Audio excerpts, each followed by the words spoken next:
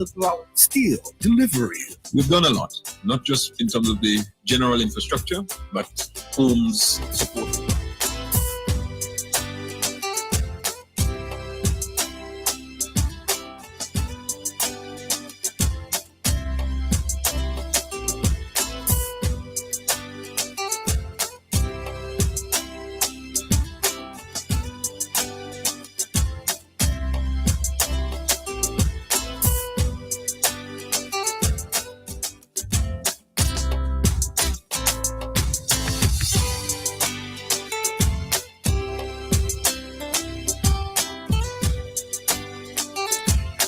Speak out. Let me just reverse a bit and say good morning to the listeners of Vibes. Welcome to the program. If I stay within my setting as a public officer, as the public relations officer, and I stay just within the office space and do not go out to the public, how will we understand what is happening on the ground? Still delivering. We've done a lot, not just in terms of the general infrastructure, but homes, support to farmers, support to fishermen, etc. And as time goes by, more support will be given to Carriacou and Timaki. It's Speak Out Unfiltered. Built back, even better to last. Let us all strive to build a better country by putting aside our petty grievances and move forward with dignity, being proud of working hard and working together. Anything that we're doing now, it's futuristic thinking. It's not for the now. Education is the key in a country's development. That's it. If its people are not developed, you don't go that far, no? Just remember, knowledge is power. When you know, you know. That's it. It's Speak Out Unfiltered. We have to have you on Vibes 101.3 and 106.3 FM every Thursday, 10 a.m. to 2 p.m. Do you feel the vibes? Go in. Go in.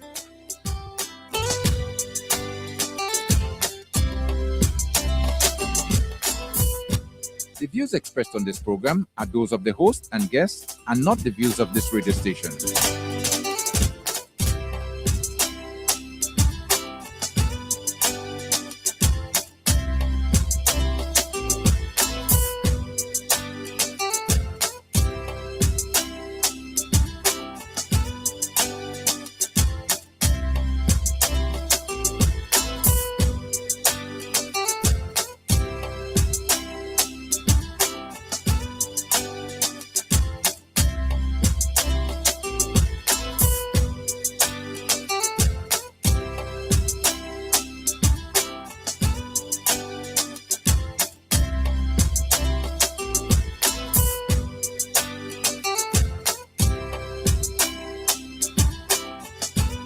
This is where I say good morning to you again, right here on Vibes FM. Welcome to the program Speak Out Unfiltered for today, Thursday, the 25th day of June.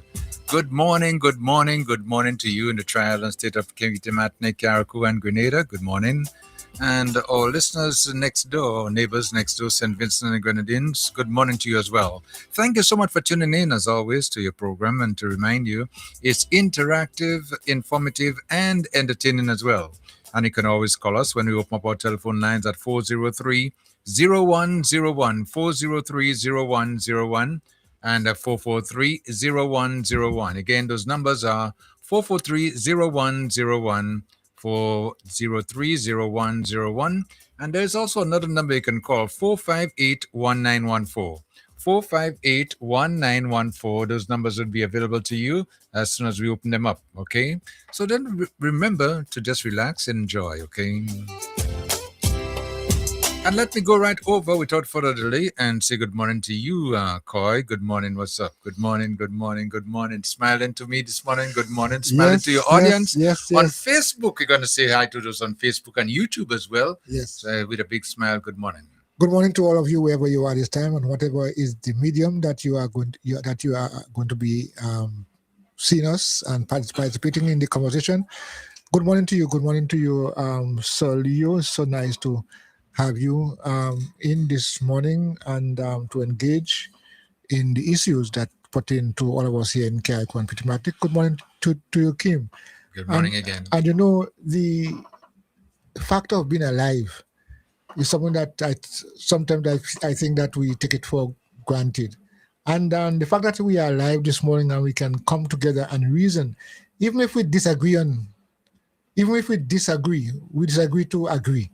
And I'm saying that doesn't matter what our position might be on issues, but it's nice to come together and reason. Yeah, we cannot always be right, but I'm just saying this is an avenue, a platform where we can come and share our ideas and encourage each other, not discourage and put people down. Let's use this opportunity came to build up ourselves, strengthen each other. Yeah, Solio. You use the words, you say sharing, and I always say sharing is caring. So let me go right over to you, Solio, and say good morning to you. What's up? Good morning, my redeemer. I'm fine, thank you. Okay. I think I'd like to say good morning to the listeners of Vibes FM, including the 5 persons that weren't at the rally last Sunday. No, it's started already. So all in the game. All right, go ahead. Well, it's fair. My assessment is that the entire population, so I would say 5 persons. I know, I understand you. That one day. But I tell you one thing, that rally left NNP rallying for their life, Oh. And it convinced me even more so that Kit Mitchell is no fool. In protecting himself, he knows when to quit. Yeah. Because that punch he suffered from Deacon last election, Kit's smart enough to not go for a second one. Stay away. Yes, stay away. So he left Emlyn to face the music. Yeah. My goodness. At least he could have shared with her, pull yourself out totally, and then Emlyn, defend yourself. Well, I mean, just the way you put it, I mean, it's humorous, but it's facts, Yeah. I mean, it's true, Sometimes we don't look at it in that way. But we somebody I saw following Facebook recently. Somebody said, "Oh God, man, they leave me to wet in the rain." So the same thing happened there. So Dr. Keith Richard must have left, not must have, left everybody else to get wet in the rain. When defending his cause, he knows when to quit. Yeah. That's what smell the rat. Okay. Well, I mean, speaking about the rally, I mean, because that's been on the talk of everybody, over the last few days, and it's going to be on the minds for a long time, But I mean, that rally in particular was, like I said before the rally, and I said it's also going to be like a statement the NBC will be making. And I was right about that. No, I'll tell you why it was so impressive. Because the majority of the folks there were youngsters, Yeah. Young people, so then you start believing that there is a future for us here in Grenada. That you have youngsters who are becoming interested in some things that make sense, or listening to some people who have your interest at heart. So to that, there's hope. And I was quite happy to see the turnout. And not just the turnout, but the energy too. Yeah, and everybody seems to be taken up now with the idea and realizing that transformation is taking place, and they want to be a part of it and want to be involved as well too. And as you just mentioned, the young that we all speak about, I've never really seen much participation and enthusiasm with the young voters as of since last week. To me, they were energized. They seem to be interested in what's taking place in the country, and they want to be a part of decision making. And they're coming out to show support in what is taking place. It does show that Deacon Mitchell's decision to offer free education from kindergarten or primary to tertiary is taking effect, because somebody's learning something. Yeah, I think so. You can't help but, and that boy is he's smart. He knows what he's doing. And he has given a challenge to my good friend, the movement. Yeah. And when Claudia Joseph was through speaking, the DJ followed up with some music that I couldn't quite understand where it's coming on, and somebody said, "Wait a minute," and he stopped, and he employed Bob Marley. Yeah. Chase those crazy ballers Yeah. out of town. I said, what a lesson. Yeah, it did. It was good. It did. It made a big impact. Mhm. And people have been speaking about it. It's been on the talking points for quite a number of days now since it transpired. But it was kind of expected, but I think it's still, most people sometimes would say they exceeded the expectations. Mhm. And I didn't really think so. I think if the weather was a little bit more cooperative in the beginning, I mean, days before, Mhm. it would have been a bigger turnout yet. Obviously, because all morning it rained in the morning, it was overcast for the day, Highly overcast, yeah. Well, if you want to listen to somebody's opinion on the rally, KB was there, Mm-hmm. You heard Kenny? Yeah, of course. Yeah, Kenny. KB was there, and KB spoke, and he spoke with substance. Sometimes we don't listen to people what they're saying, but KB in particular really spoke with substance. Take a little bit of what KB, as you just mentioned him there. I'm going to just pull it up and see what KB had to say. Your take on the mega rally yesterday, your perspective. I went, not expecting that big crowd. On a scale from 1 to 10, I will give them a 10. Imagine that. I'll give NDC a 10. I think they achieved the objective. I think they really achieved the objective.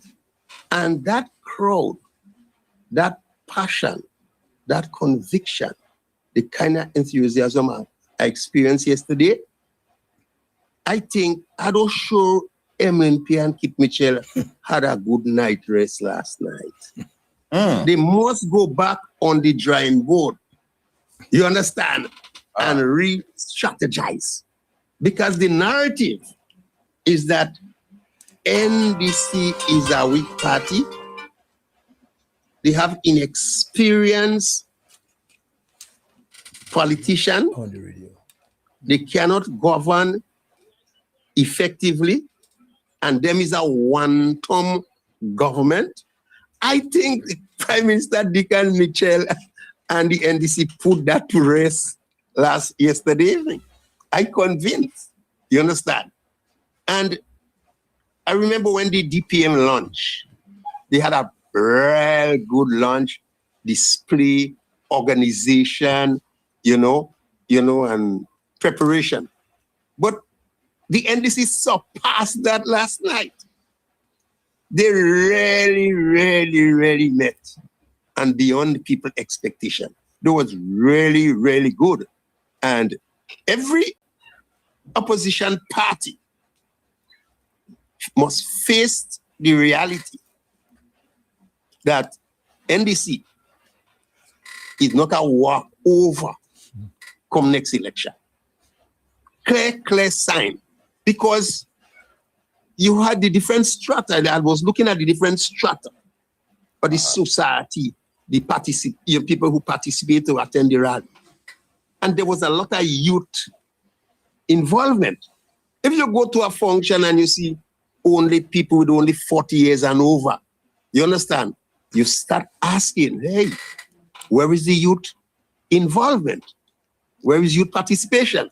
Because 65% of the electorate is 35 years and under. So you must have a lot of youth involvement, participation, in order for you to feel comfortable. And Prime Minister Dickon Mitchell, he was so comfortable, so much confident yesterday evening. He wasn't afraid to say, well, look, my election will be later on in the year. He decided ambushing nobody and have the date in the back pocket and hide it. So much confidence he have. He could say, look, we will be writing the constitution and the party manifesto after the election, after the carnival. And and after, he may decide when he call an election, even talk about 2027. That is the kind of confidence he have in his party and the belief that the opposition is no match to him. This crowd yesterday will say that chilling down the spine of the NNP, who always, with that narrative, and this is a one-term party, man, don't worry that. You understand?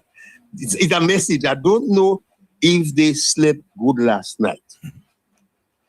Telling it like it is. You hear that? Well, but he did make it clear that he's not touting the success as a supporter. Yeah. That he's indeed a member of not only a card-carrying member of the DPM, and is actively campaigning for the DPM, but he realized that with NDC it's an uphill battle. Yeah. So he's not and that's a good analysis, eh? I mean, I listened to it, because he's been very frank and upfront in what he's seen. Although we have the naysayers on the other side, the NNP people already, they look for ways to bash and ignore, but deep down. Well, KB is the character who always calls it as it is, Yeah. and let the chiefs fall where they may. Yeah. I remember when my boy had given him some money to go get rid of somebody. Yeah. He explained it in detail. Yeah. He said, and I have my facts and you could sue. Yeah. And he ended up taking the money, man. See, I ain't gonna do what you asked me to do. Give him money, share. Yeah. Do something else with it. He confessed. I guess that is something that still in the future will need to be, we need to play out, because that's a very serious matter. But I want to bring back our minds on one of the concepts that we have heard from KB himself.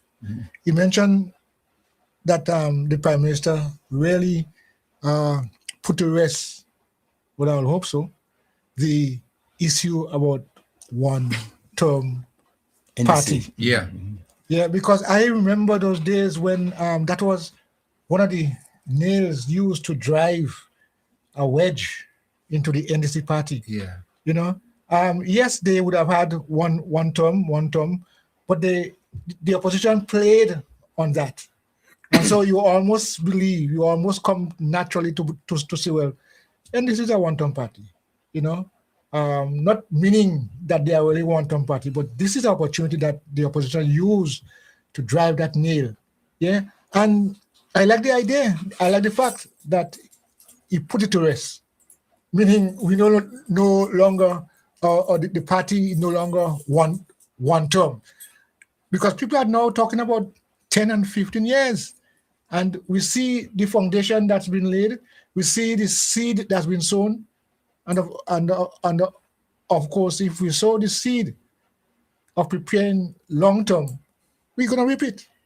As far as what the Prime Minister is indicating, that don't see us as no one term. But yeah, because even in his Vision 75 and all this time Yes, that he's speaking, yes. he's not talking about things like tomorrow and that's the end of it. He's looking at the future, building the future. Yeah. So if we have to build the future, we have to start the foundation right now. So at the end, when we get to that point, it will be a solid foundation and we could continue. Yeah. And this is what is really creeping into the minds of people now. Yeah. This is not a joke and a pia thing or whatever. I think I heard him say something ago, yap. Yeah. No. I didn't realize he had that sense of humor at that level. But yeah, it's no longer talk. It has to become a reality. Right. And even with the projects and everything like that, is put in the play right now too, is not to finish tomorrow or just for the tomorrow. It's for the future. No. Look at Project Polaris. Forward thinking. Yes, that's it. Listen, we ain't thinking about tomorrow, just get something just to satisfy us for today. We're looking at the future down the line. So we have to start planning now.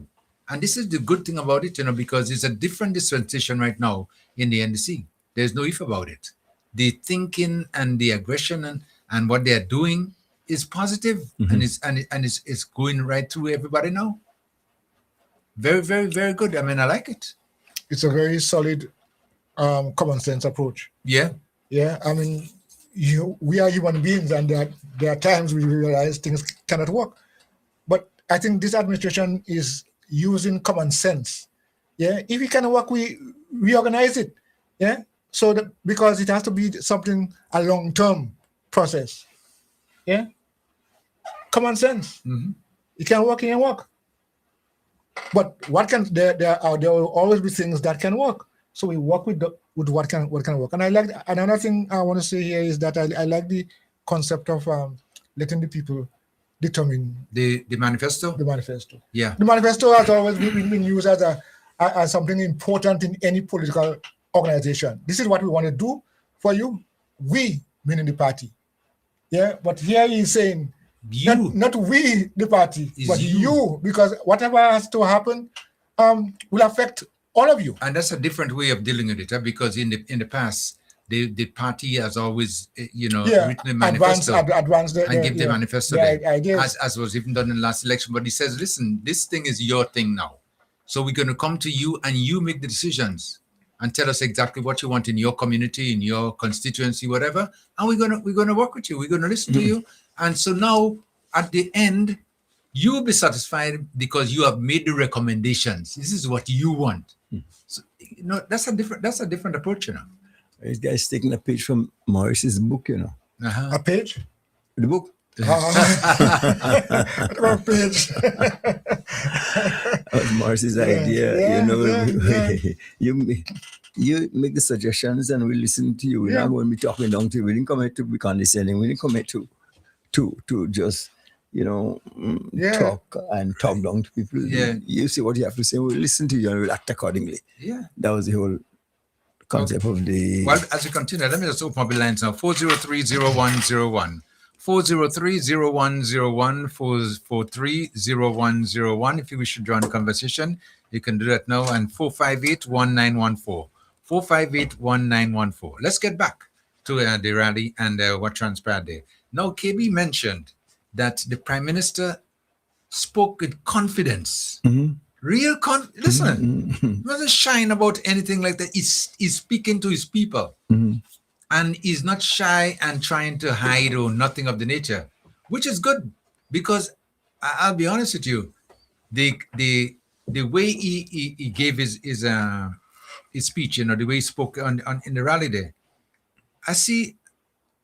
Should I use the word maturity in his, as a politician? Because he's in full command, and he wasn't shying off to make his statements.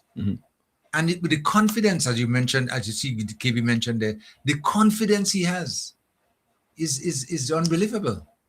Well, I never, I didn't see Deacon, since he came on the scene, has been immature. He might be a youngster. Yeah.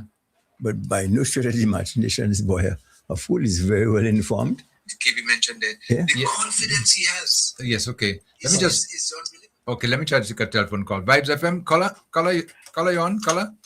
Yeah, good morning, caller? And how are you doing? Hello. Yes. Hello, caller. Yeah, morning. Morning. Yeah, concerning this NNP issue, we special step out of the party. Oh, sorry, I think I missed that caller. Let me try one more time. Caller, come in now. Yeah, hello? Yes, go ahead. Yeah, sorry. Yeah. Concerning the NNP now with the issues, when you check it out, special give MLNP the leader of the party. But when you check it out, he said that that the problem with the NNP is the leadership. And he come back and he say, when you're going to vote, so don't vote for the NNP. So he step out and he don't mean for MLNP to continue to rule NNP. He made for the NNP party to done, finished, crap like GULP when they was in power. GULP went to the grave with Gary, and just so NNP will be going just the same, Yeah, okay, So he make it clear to the general public not to vote for the NNP. I know you should have that clip where he said that. Yeah, we have the clip here. I know what you're speaking about, Yeah. Uh-huh. All right, have a good day. Okay, thank you so much, dear. All right. 443-0101, 443-0101, 403-0101. and 4581914. One of the things that's going to come to haunt a lot of these politicians, especially as getting ready for the election, and which is not due quite a while. We have a long way to go. 2027, yes. The Prime Minister would call it when he's ready. But the thing about it is that a lot of the statements that they make, they realize that they're going to come back and haunt them, I mean, really, we in the media, we don't just put those things to rest, We put them into a library. So wherever we need to use them, we need to go back on them to what you said, this was you. So this is a situation now where you're going to find that politicians in particular have to be very careful what they're saying and promising to the people, because it's documented. Just like that. And you just heard this caller just mention, like he was in a one statement with a clip where he says, vote for the don't vote for the NNP, and things like that.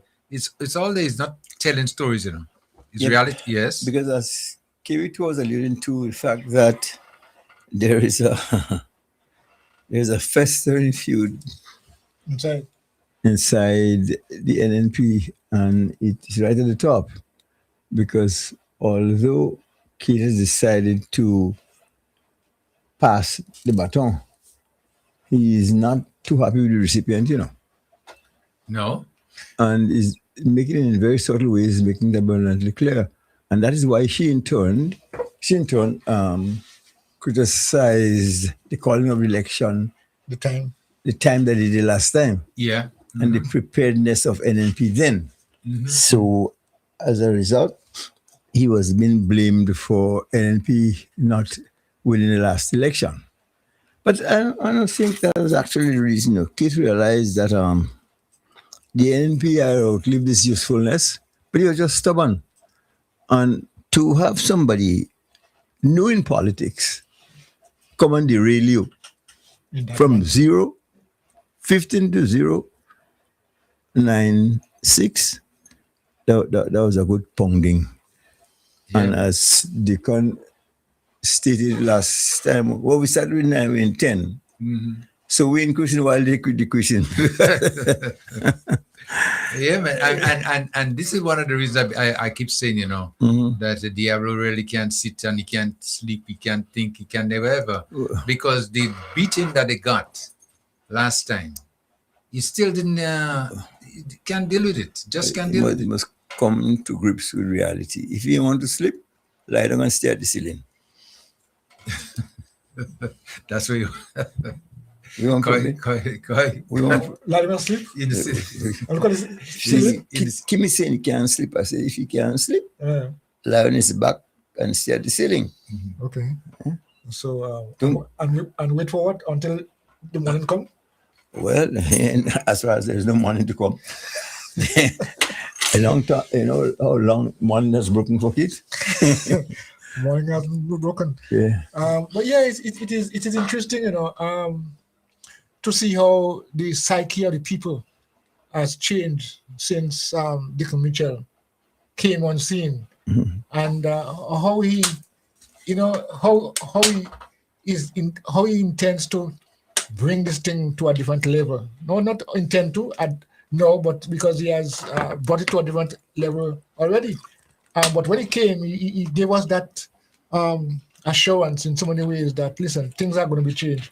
And the fact that he came and emphasized the word transformation. Yeah, that word, yeah. Transformation. You can go to transformation and you don't change. I mean, there is no way.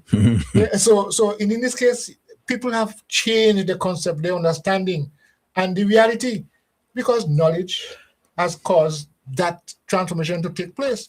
When we know and we see what went on in those times, I mean, of course, we are told before by previous people, but now we are seeing that he is here to put straight the fact that this is a period and a process of transformation. And even the youngest child. Well, I'll be honest with you. Huh? When I heard the terms transformation, and moving Grenada forward, these are some things that you sometimes hear all the time and whatever. You don't even pay it no mind because, you hear it so many times and you don't see anything happening.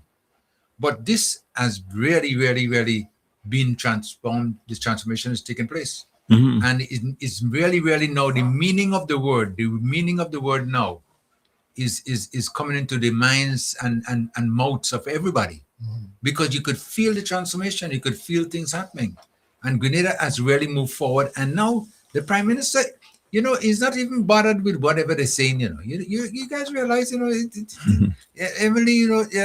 they worry about, he's not responding. One thing that I noticed last night, and I think Deacon is not losing an opportunity to poke at the Trump, because the whole cabinet on Sunday night, the outfit, he said, all designed and made in Africa. Yeah. It's about time. Yeah. And it's about time we look elsewhere, and who's giving us, we must pay attention to them. Mm-hmm. So I know it's not a kind thing to say, because Trump is not too excited, and especially Marco Rubio too. Yeah.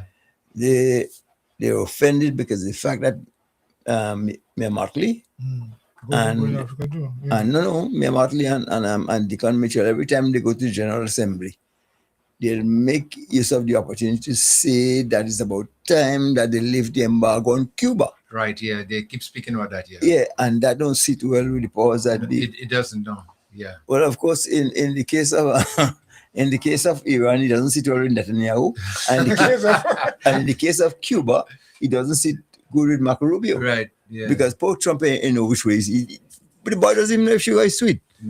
That Trump. So, that's what's happening there. Yeah, but what you say, listen to a little bit of a clip from the Prime Minister at the rally. It's very interesting, some of the things he said.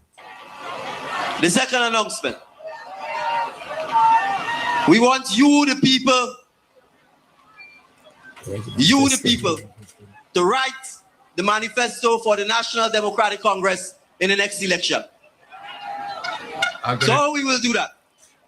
Starting in July and August. I'm going to get back to that clip. I don't want too many calls back up on us. Next, WhatsApp caller coming. WhatsApp caller coming. Caller? Oh, good. Wait. Yes.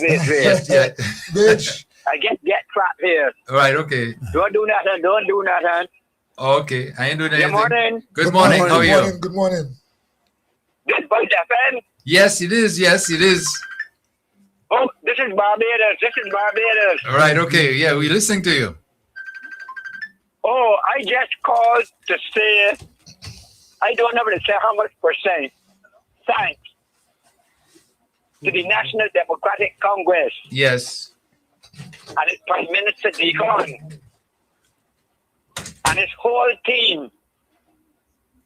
You all give me a good Father's Day gift on Father's Day, that massive rally. Yes, go ahead. Yes, go ahead. Yeah, that massive rally, all had it was a roof just below they was living. Uh-huh. And I want to thank Mr. Deacon and his crew for the massive transformation that I saw for the last 4 years. I might not be there in person, but I'm there in spirit. And my computer is locked on to Grenada 24/7. Yeah. What I'm doing today, I've been doing tonight. Okay. I want you to do something for me. When you come to Barbados, bring a quarter pound of those Irish potatoes for me. Yeah. Real potatoes. Yes. Now listen, make sure you get the appropriate documentation from public, which is the Ministry of Health or Agriculture, so that when they get to the national, nobody don't take them from you. Yes, okay. That's you. Right? Let me enjoy my little moment with the call. I have a call for a little time. Yes. Right. Or anything you can go a problem, bake them in the skin. Don't bring them raw. Bake them in the skin. Don't cook them in water. Yeah, okay. And bring some for me. Yes, okay. Along with that, I want to not avoid to the custom. I want to NDC t-shirts. I just wear medium. Okay. Right. But it's nice talking to you. Thank the team in Grenada. I can't complain. Right. But I get ready for the next election. Because I only vote in rapid time. Okay. But it's just that I come home, settle down again, and get myself prepared for this next election. Yeah. Because I see y'all said things happening. Yes. But I see more things happening. Okay. Okay. So I welcome to join. Right. So I welcome to join the team. Okay. So everybody, all the according to stand with NDCI! NDCI! Bitch gone. Okay. Yes, bitch. Okay, bitch. Thank you so much there. Oh, just imagine that. I mean, people not only in Grenada, I'm talking, but all over the Caribbean, the world, the region, as a matter of fact, everybody's following what's taking place in Grenada. Because Grenada has made itself now known on the map because of our Prime Minister. Let me take another call before we make It's done a great deal for that. Vibes FM and Landline caller coming. Landline caller. Listen, good morning. Yes, good morning. Yes. Ron, can I? Go ahead. Listen, good morning to the A team. Okay. Good morning. You must have had a lot of disappointment from Sunday. Come up, I know the captain of the ship. Although there's 3 captains, you'll have the vice captain, the captain, and you'll have the staff captain. Anyhow, let us move on. Today's a happy day. I'm glad Kim take the station back up. And I know it's since before today. These things happen, and if things is beyond your control. Brother Leo, how you doing? I'm fine, thank you, sir. And yourself? I'm fine. I tried to reach you when you was in Grenada, but I know the crowd had you busy. Yeah, and it was tight. Brother Cole, Hey. how you doing? Still standing strong. All right. And Brother Kim? Yeah. I'm here. All right. I'm here. Have no fear. Okay.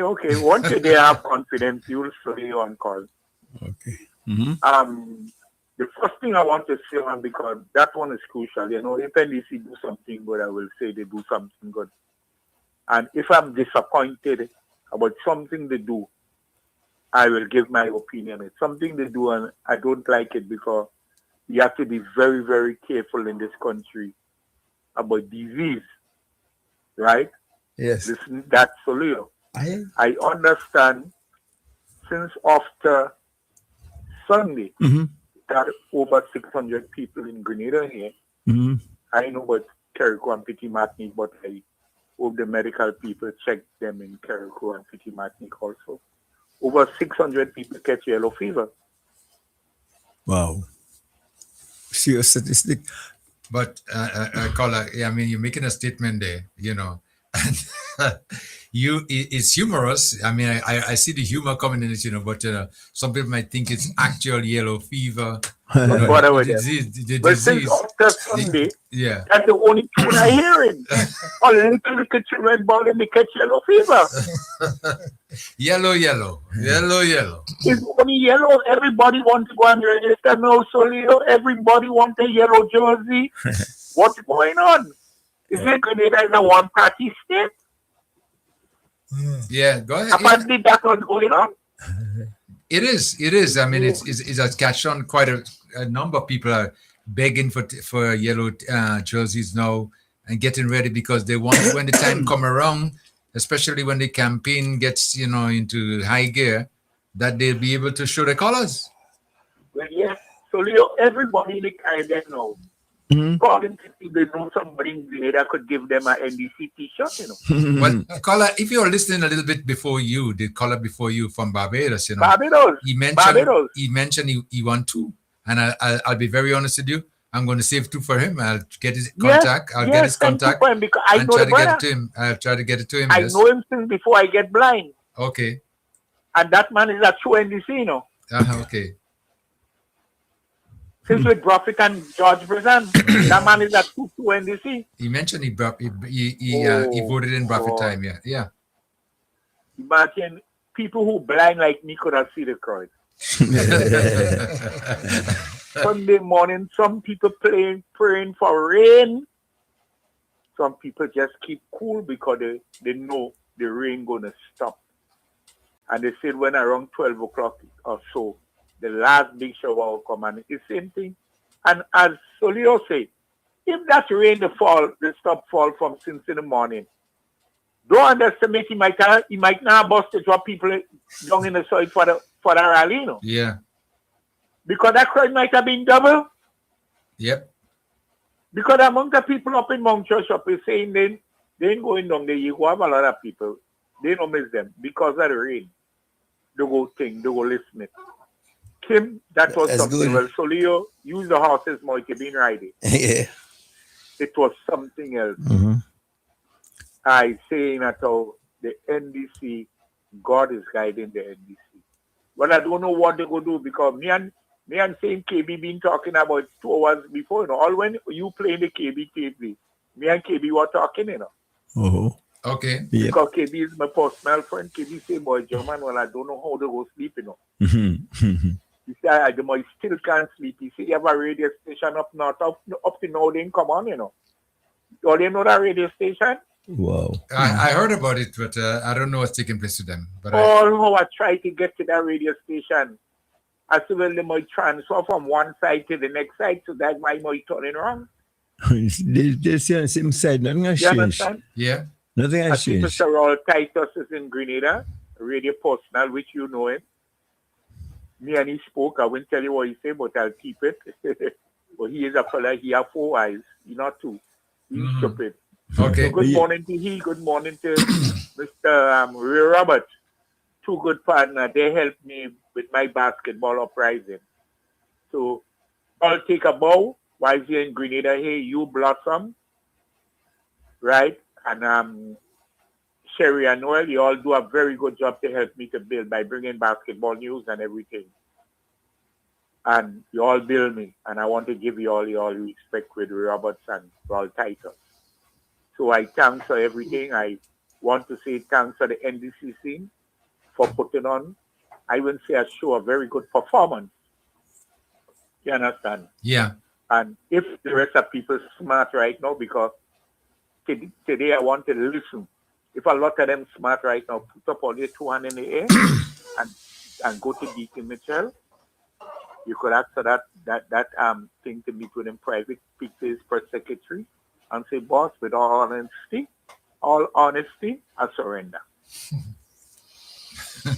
I will come back. All That's right. good. Caller, thank you so much for your contribution. Always on point. Yeah, yes. 403-0101. 403-0101. 443-0101.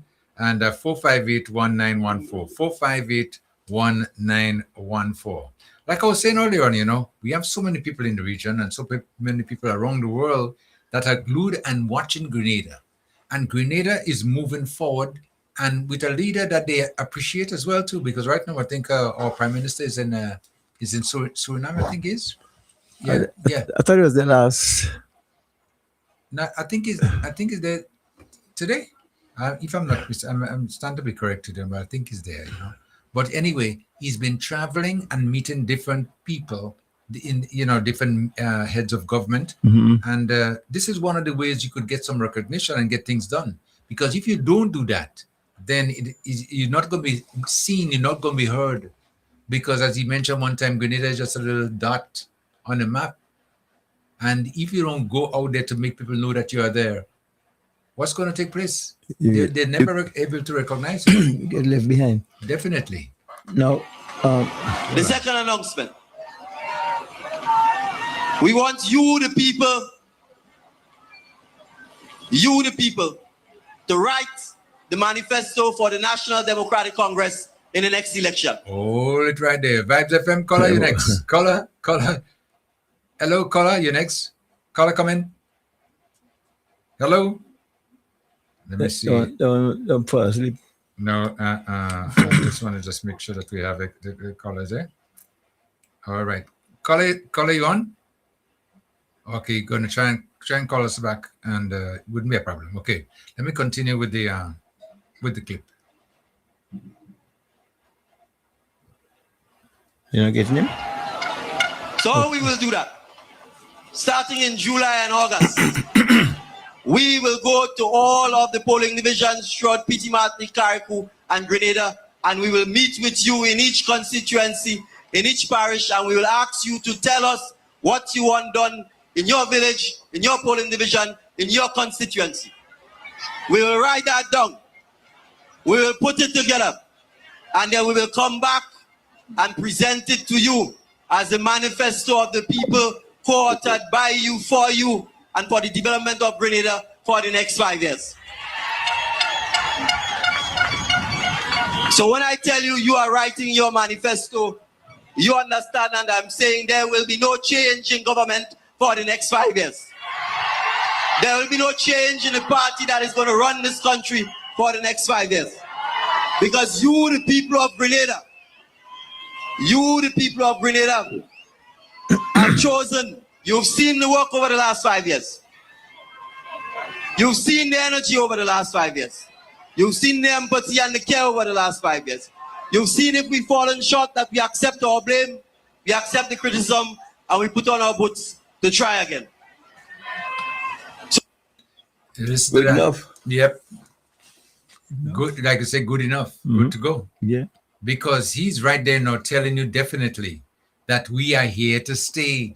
We ain't going nowhere. And it is a high mark of high confidence to say, and he said, listen, I mean, imagine you're the one who determine what happens next in terms of the calling the election. And say, listen, we are here for the next 5 years. We ain't bother about this date thing and bell in pocket and pulling out bell and ring and things like that and so on, you know. So he speaks with that kind of confidence. And I mean, he was kind enough to say 5 years. I mean, you could have said 15 or 20 years, because that's where it is looking like.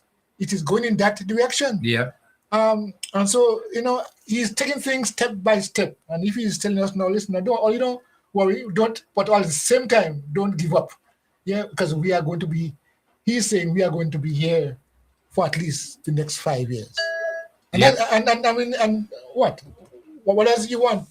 That is Mr. Confidence himself. He's confident in knowing in his Tebe bacchanal thing. He's confident doing his work and understanding what the future is like when you do your work. I mean, that goes without saying. I mean, he emphasized that, and the people are very satisfied too with what he's saying and the way he's leading the country. Vibes FM, landline caller coming first. What's up, callers? Hold on. Landline caller, you next. Hi, good morning. How you doing? Okay, all right. Good morning. Yeah, wanted to say here that I have to say that a leader, right? If a leader cannot correct somebody when they're wrong, it can't be a leader at all. I need to know that. Yeah.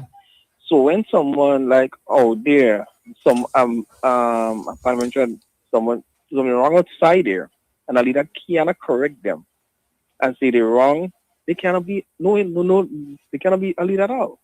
So a leader always has to correct somebody in the right path, not in a wrong path. And secondly, there was, I don't know if you remember, the opposition said time that about baby Jesus. Remember that? Yes. Yeah. Right. I said they started it. They said this kind of baby Jesus. Right? And I said to one of them that they cannot use a term and call Deacon that kind of way. That is a wrong to say that kind of wrong to say. So that's saying they have to be careful what they said sometimes, because you have to come back and hand them at the end. Because why you say about in the rally down all of them take out a whole piece and go and post it all about the place and say that blasphemy. But when they blaspheme and say baby Jesus, why the difference? Yeah. You understand what I'm saying? Yeah. So you have to be very careful what they say and how they say it. Because all kinds of things, because all they say like you could get away with something on the previous administration, right? But remember, there's a new party in power. So what you get away with your opposition, you can't get away with the government. You can remember different people, different stroke. Yeah. I'll be honest with you. Yep. I got you. So again, advice out there: be very careful on what you do and how they do certain things. And I appreciate you all a lot because I always listen to you all, and I think you all just continue doing what you have to do. Because I notice the opposition always there outside, especially a man up in I don't call his name right now. But you have to be very careful how he's talking sometimes. Yeah. Because he's talking kind of nasty things out of his mouth, all kind of dirty things in his mouth. You have to be very careful. No discipline. Because in the day is, remember, if the government in power, if that's all of us government. Yep. All of us, you don't know, like opposition leader of a state to say, well, okay, she's the leader of that Karikou, that is, and the leader, all of us is one leader. Yeah. You know what I'm saying? All of us is one leader, so all of us respect leaders, especially. Right. But I advise that young man, he has to be very careful how he goes around and say certain things. And I know you know what I'm about. Yes. Right. Okay. You have to be very careful. All right. Very careful in what. Okay, thank you. Caller, thank you so much there. Let me take another call. Next caller. Caller, you on? What's up, caller? Come in. Hello? Good morning. Yes, good morning. Yes, go ahead. Yes, you're on. Okay. There's someone drilling outside. Can you hear the drill? I mean, is it distracting? No, we know. We're hearing you. We're hearing you. Okay. The first thing is that I went to court with someone and I've experienced the court charging someone, telling the one of them, I don't know, the defendant, or that he has to pay $500 in 3 months, or no, he has to pay $500 or go to jail. And I heard someone complain about it over the internet, about the court charging $500. And this particular person says it was the story was a lie, but he still have to pay $500 and he doesn't understand why. So what I'm saying is that most people who go to court are not rich people. So all you have to tell the court is that you're not a rich man, or you can't afford it, you're not making enough money, you have bills to pay, and they won't, like if you're poor and in poverty, they won't charge you, but you have to let them know that. And people should let them know that. And the other thing is you pull someone into court based on a lie, and even if, if the law says you had to pay, if you pull someone into court that's based on a lie, why should you pay money for that? But anyway, if you're poor, you don't have to pay. Just let the court know that you cannot afford it, and they will not charge you. Caller. Is that I get it. politician, his last will and testament, I think his name is Isaac. I can't remember his first name. And is I think the estate is $6.8 million or 8.6. I can't remember which one either. But I think it's 6.8. And the estate was divided down into half. Half goes to the children and half go into a private trust. Now, the family is complaining that they don't know who is responsible for the trust. Like, who is the beneficiary? They know nothing. Who owns the trust or what have you? Now, the lawyer, I don't know if it's the lawyer of the person, says that he's never seen anything like that, or some lawyer said they've never seen anything like that. Now, I'm saying all of this to say is, well, let me also remind people that after Beryl, I think I said this on the air, after Beryl, the Hurricane Beryl in August, someone took $4,000 out of my account in Co-op Bank. Up to now, I haven't gotten the money, and they refused to show me the camera. They told me get a lawyer, right? So I'm saying all of this to say is, and the family should definitely investigate and seek who is in charge of that, because it sounds like fraud to me. Really, it sounds like fraud to me. And they shouldn't let that person get away with it. People can actually go into other people's accounts or change other people's documents. So they should really investigate that. And another thing is that land in Carriacou shouldn't be sold. Like it should go from generation to generation. And the family says no family member is in charge, because apparently they spoke with each other and no family member is in charge. So therefore, whoever has this trust, it has to be illegal if the land should go from family to family, down to generation, and not to some people that they don't know. So they should really investigate and find out don't let this person get away with it. It sounds like fraud to me. He was a politician in Grenada, and he was also a musician. And in his last will and testament, people are really confused about what happened in his will. Okay. Thank you. Okay, thank you so much. Let me take another call there. Vibes FM, next WhatsApp caller. Caller, thank you for waiting. Come on. You're next. Good morning, yes. Kim and your panelists. Good morning. Good morning. Good morning. I'm calling from New York. This rally was really, really wonderful. And as KB says, the NNP, they did not slip good at all. But I want to congratulate the NNP, not the NNP, the NDC, and the whole team. They did a marvelous job.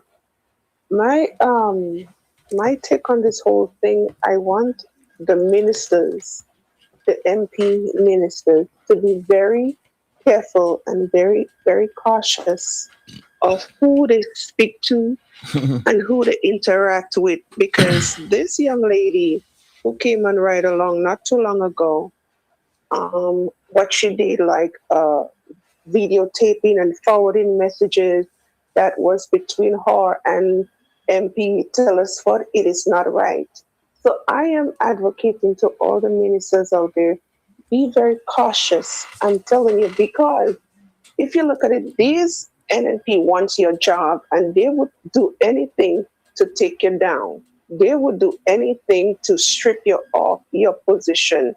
So I'm just warning the NDC MPs, be cautious of what you're saying, because to me, it's like whatever she and Mr. Telesford talk about, and I'm grateful, and I understand the whole conversation between she and Mr. Telesford, but it shines a light. This is what NNP wants to grab on. Any little mistake they want to grab on this and bring it to the forefront and, making this administration bad. So I'm just warning the MPs to be cautious, to be vigilant, and, be careful. Be careful of the people you speak to, because, listen, technology is so upgraded these days now, because when she did this, I was appalled. I was like, just imagine you having a conversation with an MP and you could do this to somebody who is trying to help you. So I'm just warning the MPs out there to be cautious and to be careful. Yeah. Thank you. Okay, thank you so much. All right, okay. And it's something that it's MPs, in particular, people in authority, I was saying something along those lines, but I didn't delve into it, so I really don't know. Yeah. But I was saying something to that extent. Well, you see, people are going to find ways and means of putting you down. Yep. And they will try to show that they have connections and they have conversations, and they will try to expose you, depends on what the conversation is, to demolish you, to... Yeah, well, do we know this?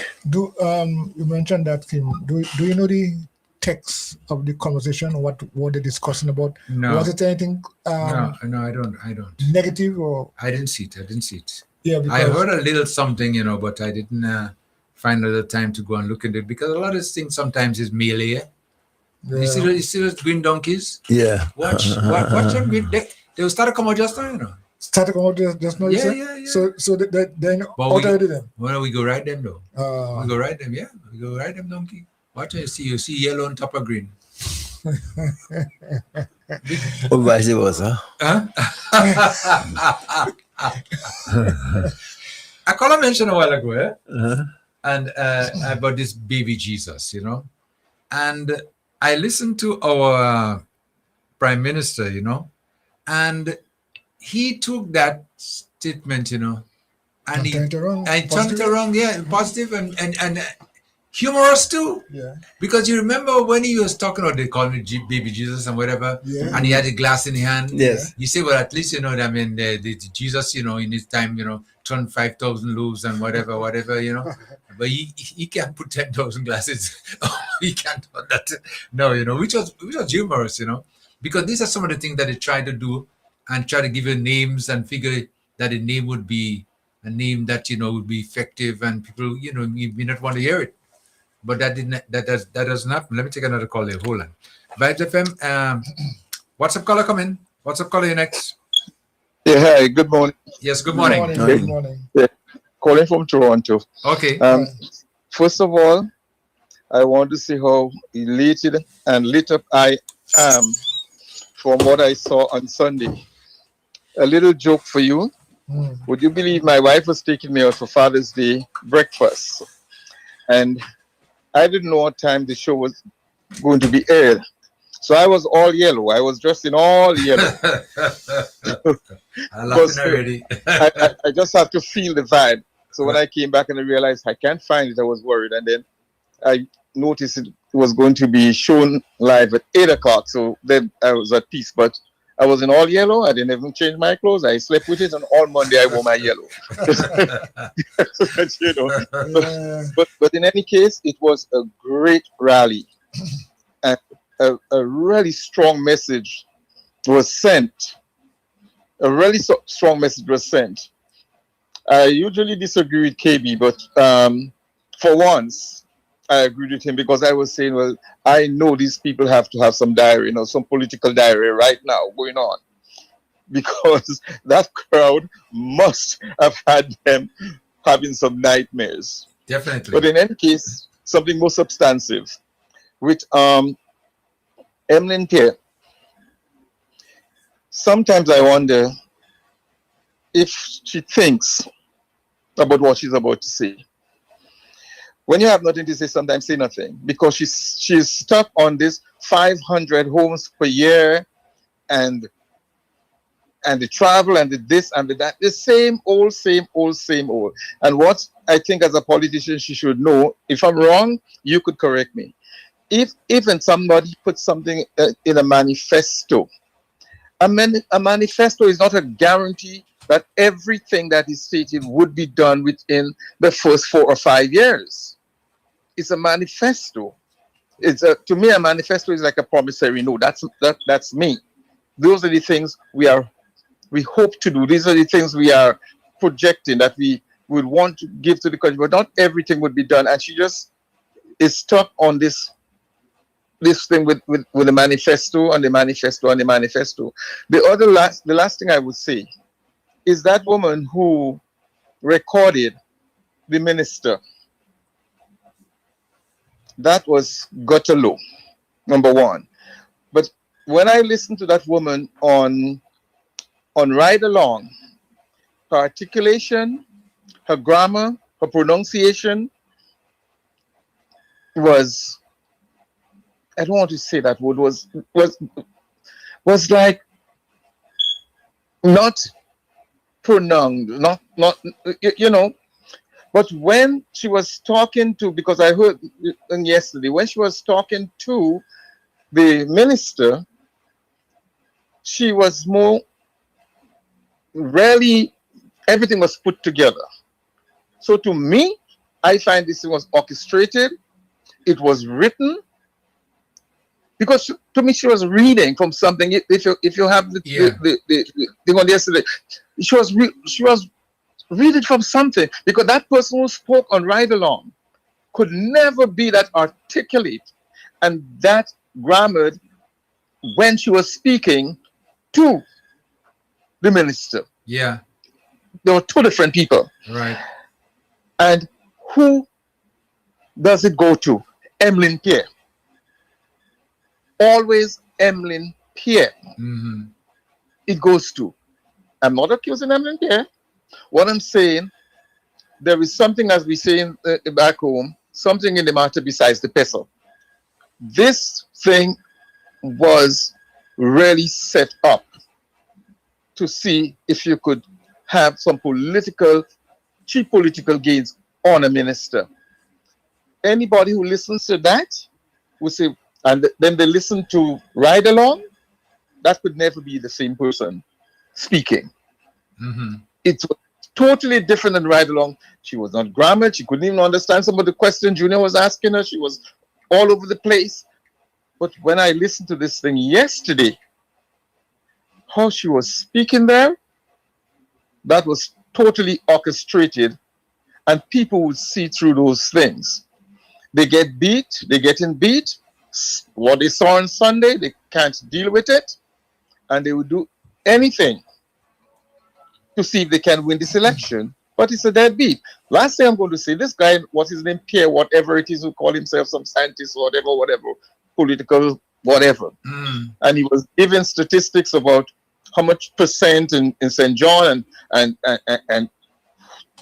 Kate is 80, how much percent, and she would win that constituency and all of these different things. I wonder how many people he speaks to in Grenada, because I speak to people from here. And trust me, Tessa is gaining a lot of grounds on Kate. She's gaining a lot of grounds on Kate right now, because I speak to people every day.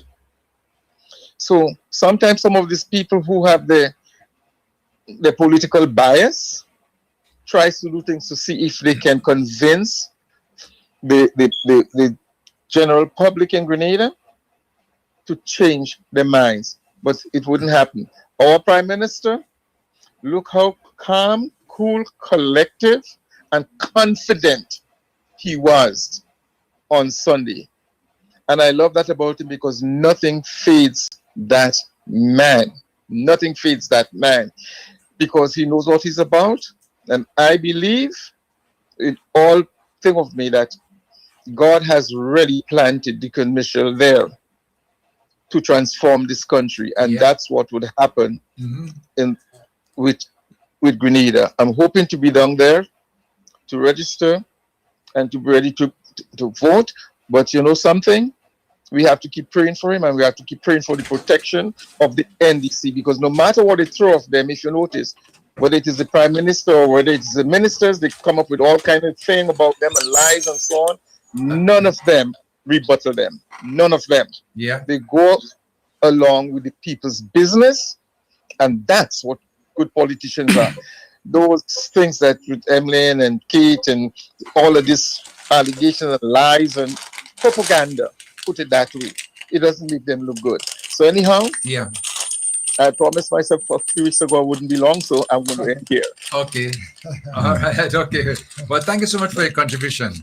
And to remind our listeners again, 403-0101, 403-0101, 443-0101, and 458-1914, 458-1914. You're going to find from now on, you know, that quite a number of persons are trying to see if they could throw some punches here and there against the government. They're going to try all kind of tricks. They're going to try. There's no if about it. They're going to set things up. They're going to find wherever. And the bad thing about it is that they are just criticizing. That's what they're doing, you know. Just criticizing. They're not coming up with any suggestions or anything like that. They're just criticizing because we heard our Prime Minister speaking about that. And listen to what he had to say about their behavior and how they're getting on. Let me see if I can pick it up. If all you're doing is opposing, it means you actually don't have anything to contribute. Amen. Because you're not setting out an alternative path. You're not setting out an alternative theory. You're not setting out an alternative program to say, okay, here's what I would do to reduce youth unemployment or women unemployment. Here's what I would do to address how we address the situation with the roads in the country, or how we address the situation with water, how we get more tourists here, how we get more investment here. All you're doing is waiting for something to happen and then just yap. So yeah, you're in opposition, so you should remain in opposition, because in effect you have no alternative to suggest to the public. And from time to time, you know, organizations go through this. I think even the NDC at one point in time also made that mistake of simply attacking and attacking and attacking. But what is your plan? Where are you going? Where do you want to take us? How are you going to take us there? How are you going to mobilize the resources? And that is what we need. So that's why I've been told that some people think I'm arrogant because I don't respond to stuff. I'm like, actually, I think it's quite the contrary. Like, why would I allow you to make my insides ugly by getting into Bacchanal and whatever with people I know? It's not like I don't know them. I mean, most of the members of the opposition, I know them. Some of them are my friends. So why would I waste my time criticizing them? They want the job I have. Right? Whether they know how difficult it is, But you're already at an advantage. You have the job. So precisely. So there's no reason for me to engage in that sort of behavior. And also, I do want to set the example of saying, look, let's debate. Let's talk policy. Let me hear the recommendations, the suggestions, rather than me, I don't know. I mean, it's difficult for me to conceptualize what the negative stuff they say, so I can't even think of thinking like that. And that's true that I'm not in a negative space. Like, I just don't spend my time worried about what other people do. I spend my time about, okay, what do I have to do to move the job I have forward, to engage with people, to find out how we improve things. And that's really what takes all of my time. So in a sense, I hope that from a political culture point of view, we can get more persons who enter the politics to think like that, because then it uplifts the country. I think we'll be better off for it, and we'll be able to move on. And then you don't have to fight and criticize people and what have you, because look at all our ex-politicians. Where are they? When they leave office, where are they? What are they contributing? Are they held in respect, or are they held with contempt? Can they stay in the country, or do they migrate? And is it that outside of politics you have nothing else to contribute? And we need to think about those things, because when you look around, you see oftentimes that when people are finished with politics, they are so broken that they hide or they leave the country. Right? That's because of the style of politics they've practiced. So nobody wants to be associated with them. And they themselves probably are broken from the fact that, after all of that bacchanal and drama, what do you have to accomplish for your own self? Like, what can you point to as your accomplishments that you can then say to someone like him, this is what I did, etc. And you could, hold your head high and move on. So we have to move past some of this nonsense. A lot of it is probably lack of training. There's no political school on the island. There's no public policy school in the Caribbean, honestly. University of the West Indies does some stuff, but that's part of the systematic training, I think, that needs to happen if we're going to improve both the culture of politics and the outcomes for our countries. Listen to that, eh? Mm-hmm. He's so right. No, yap. Yeah. Well, and the thing is, sometimes that they be criticizing you for, or those that they're very guilty of, Yeah. Mm-hmm. So, when it's pointless responding to these guys, we treat them with the benign neglect that they deserve. Stay in a corner and in that regard, did you hear what he said? He said that's why they should remain in opposition, because that's what they're working for. Yeah. What I mean? Let me go to what's up, caller? Come in. Caller, thank you for waiting. You next. Caller, hello. The caller is there. Caller, please listen to me on the phone and not on the whatever you are using. Right? You're next. Okay. See, what happens a lot of times is that some of the callers, they're listening on the radio or listening on the whatever they listen on, and they would call and then waiting for the turn, And sometimes when the turn comes, the radio is always different timing to the phone call. The phone call is instant. The radio is sometimes delayed. So we have to get used to that, okay? Caller, let me try one more time. Hello? Okay, all right. You're going to have to try back again and think. But this is what our Prime Minister is concentrating on. Doing his work and stop this blabber yapping and criticizing and all kind of nonsense. Like, he had time for that. He had time for it, honestly. And this is, and no, you as an opposition should be going out there and telling the people what you are going to do for them. But if all you're going to do is just criticize whatever the man is doing there. But what are you doing? What are you going to do if you get in there?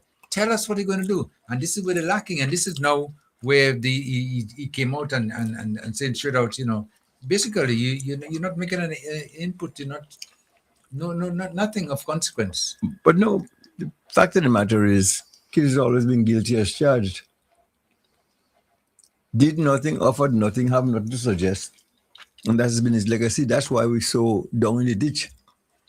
That's why for that, all that 30 some odd years, Karaku's been in the doldrum. Yeah. Because we had people who who have nothing to offer, not even a suggestion, and in control. So where you going? No way. Vibes FM, caller coming now. Caller? Yeah, hello, yes. Morning, Kim, and to your co-host, Morning. Mr. Leo. Mr. Leo, I saw you on Sunday. You seem like you're getting younger every day, man. Well, I try to stay that way, because right now, I have no alternative, Yeah. Anyhow, up for the other side, getting old is closer to Lakua coming in, and I don't want that part of it at all. Okay. I hear you. Good. That clip that was just played there, I think that is why our Prime Minister, Mr. Mitchell, stands out among the rest that we have had. I mean, he inspires me all the time I hear him speak. And I think that makes a difference to our people. We get so used to this back and forth and bacchanal type sort of responses from those in authority. And I think our Prime Minister is so different. Mm-hmm. He has led the way and showed us how to actually respond. Listen, let me tell you something. I make a comment about this gentleman. He's not just a leader. He's a leader in every respect. But he's a father. He's a counselor, a philosopher. He's just about everything packaged in one, Mm-hmm. If you listen to him, he's very thorough. And I think we have not been accustomed to that. And I think that is one of the problems some people are having in terms of gravitating or attaching to it. Because we know people say that when you get used to something, sometimes you don't want to let it go. So that is one of the problems that we are facing. But I want to make another point on the I think it's a very good initiative on the part of the political leader to show that thing out there where people can actually contribute towards certain things that are putting in. Well, I mean, it has been done before through subcommittees and all of that. But I mean, I think in a deliberate way, he's pulling the people on the ground to contribute in a direct way. I know that process in a sense will take a little time because I don't think everything that is put forward would be. And I think in some constituencies, you will have to what you call prioritize. For instance, Carriacou.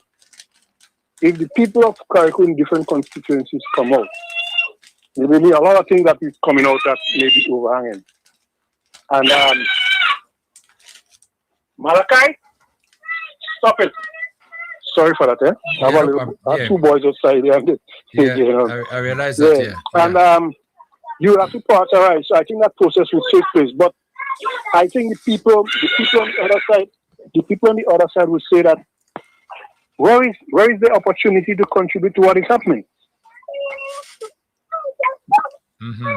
So it is, to me, it's a party event, but I think the invitation should be also extended to the wider constituents if they want to see, if they feel so comfortable in contributing to what the party, because the party will work in office. I mean, it's clear. Let us not, beat anything about. But I think the invitation should be so extended to other persons who have an interest to contribute towards that process. Because what was put out there on Sunday is a partisan political position, initiative. I don't know if you agree or disagree with me. Yeah. But that is what I'm hearing. Yeah. Yes? But I'm saying, in light of what is happening, I believe that call should be also extended to people in Grenada, really. If you live in the constituency and we are coming there and you feel so moved that you should state what you want for that constituency, don't be left out to come into that kind of a situation where you can contribute. Whether you do it verbally, in person, or you write it, because there is an opportunity to also write what you saw in the suggestion that you want to see for the constituency. So that is my take on this thing. Yeah. There is another major development on the mainland, and I cannot end without making mention of it.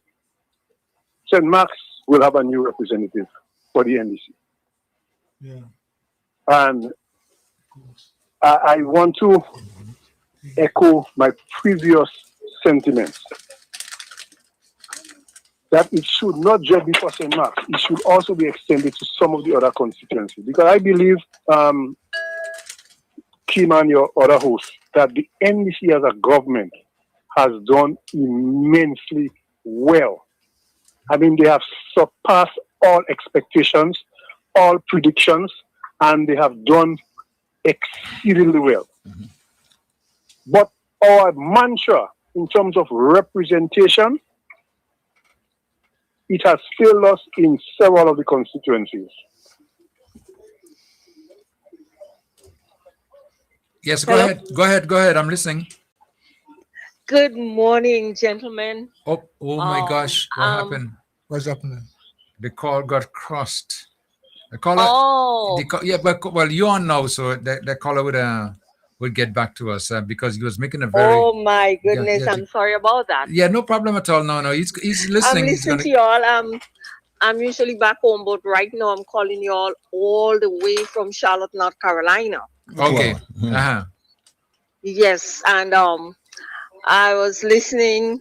I usually listen on Thursdays, and I saw the rally, and oh my God, it was something else. I couldn't really contain myself. My daughter was inside here saying she thinks she's gonna get her jersey to put on to jump up. I mean, we are registered. I must say that although I'm not there all the way here, I'm the captain for I'm the PD captain in St. George Northeast for one of the largest divisions. Yeah. But I'm not there at the moment. I'm up here. I'll be back this week. And I want to say something as I heard the gentleman talking about this individual had an interview with Minister Telesford and so forth and what transpired there.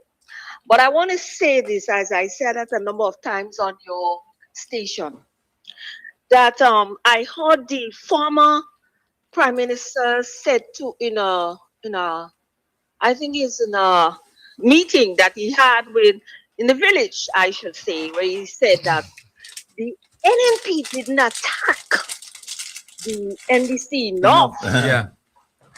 That is why they lost. And he's advocating and encouraging them to do that. Because since I know myself with these people, NNP has always been a melee party. I can tell you it has been a melee party. And knowing this gentleman, I knew him from long as a young person because he's related to one of my my cousins. And we used to always be in the fence, all in Shenda, because O'Farrell Mitchell was her grandfather. So I knew him and his attitude. He was that kind of attitude. And he had a quest and he had to prove something in this world. He had to prove himself. And that's why he set himself up to be that kind of person and eventually became the Prime Minister of the country. But in his mind and so on, he didn't have anything to offer. All he was concerned about is power. And this is in the back of his head. And although he's not the leader of the party right now with this young lady, this lady that's there, and I might add that she's there just for the moment. She won't be there. I hope she puts that in her mind and in her thoughts. So there would be all there, how to say, criticizing, and even my PD, I've never seen them or heard them doing anything but criticizing and quarreling and everything like that. But might I add, the NNP needs to get rid of all these old people, these people of the past, and get young people in their party if they want to have a party. If not, they will be like the GULP, what I would call in the dustbin of history. And I know they are hurting, they are angry, they are upset. Right now they are raging.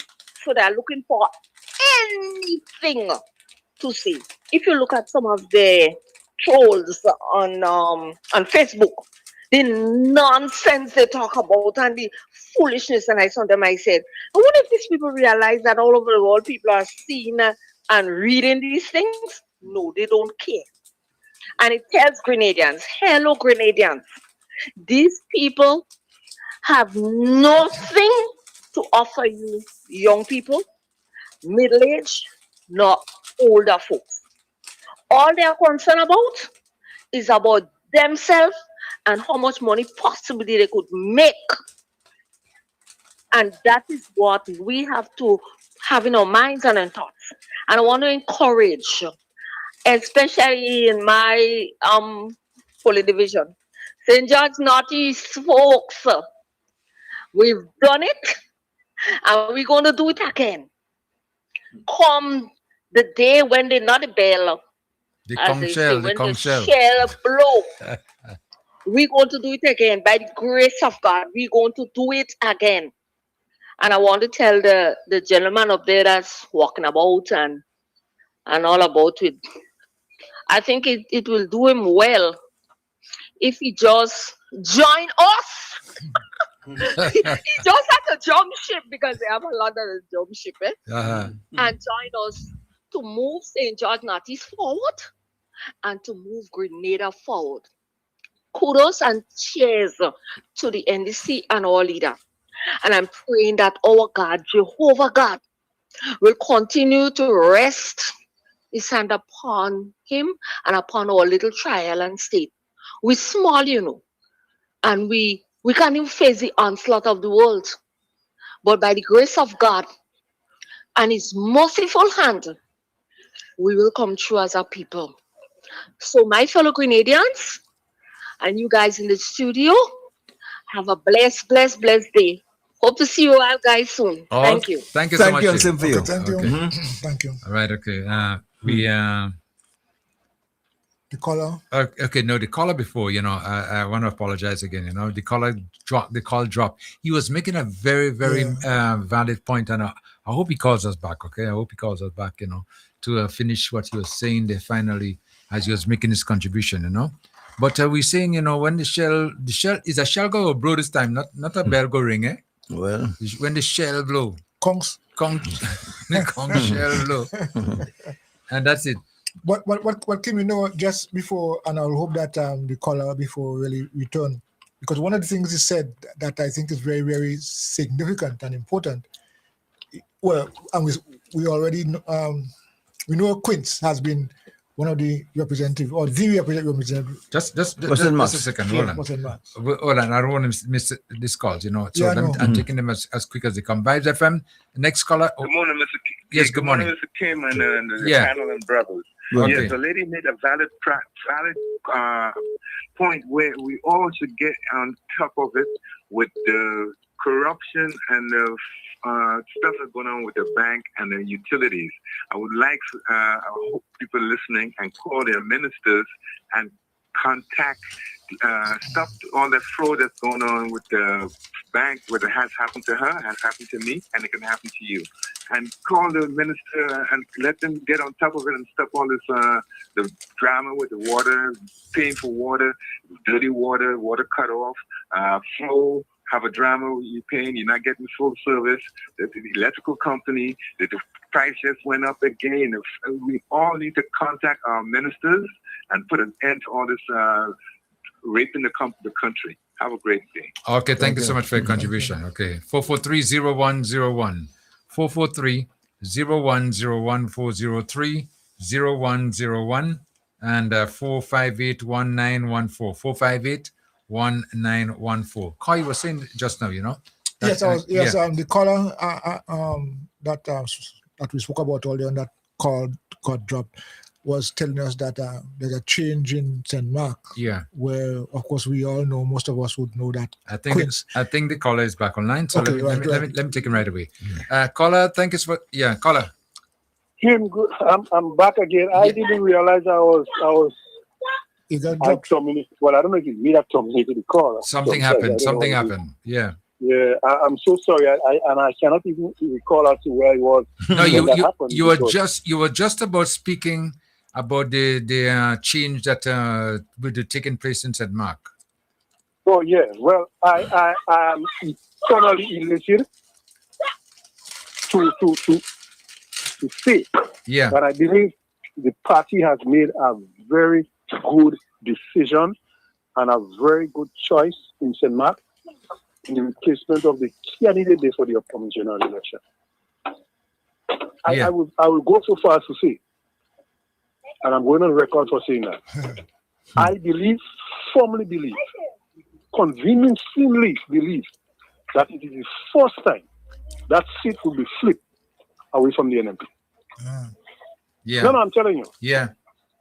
I'm in the bordering parish to St. Mark's, and this is the first time I believe that seat will be flipped away from the NMP.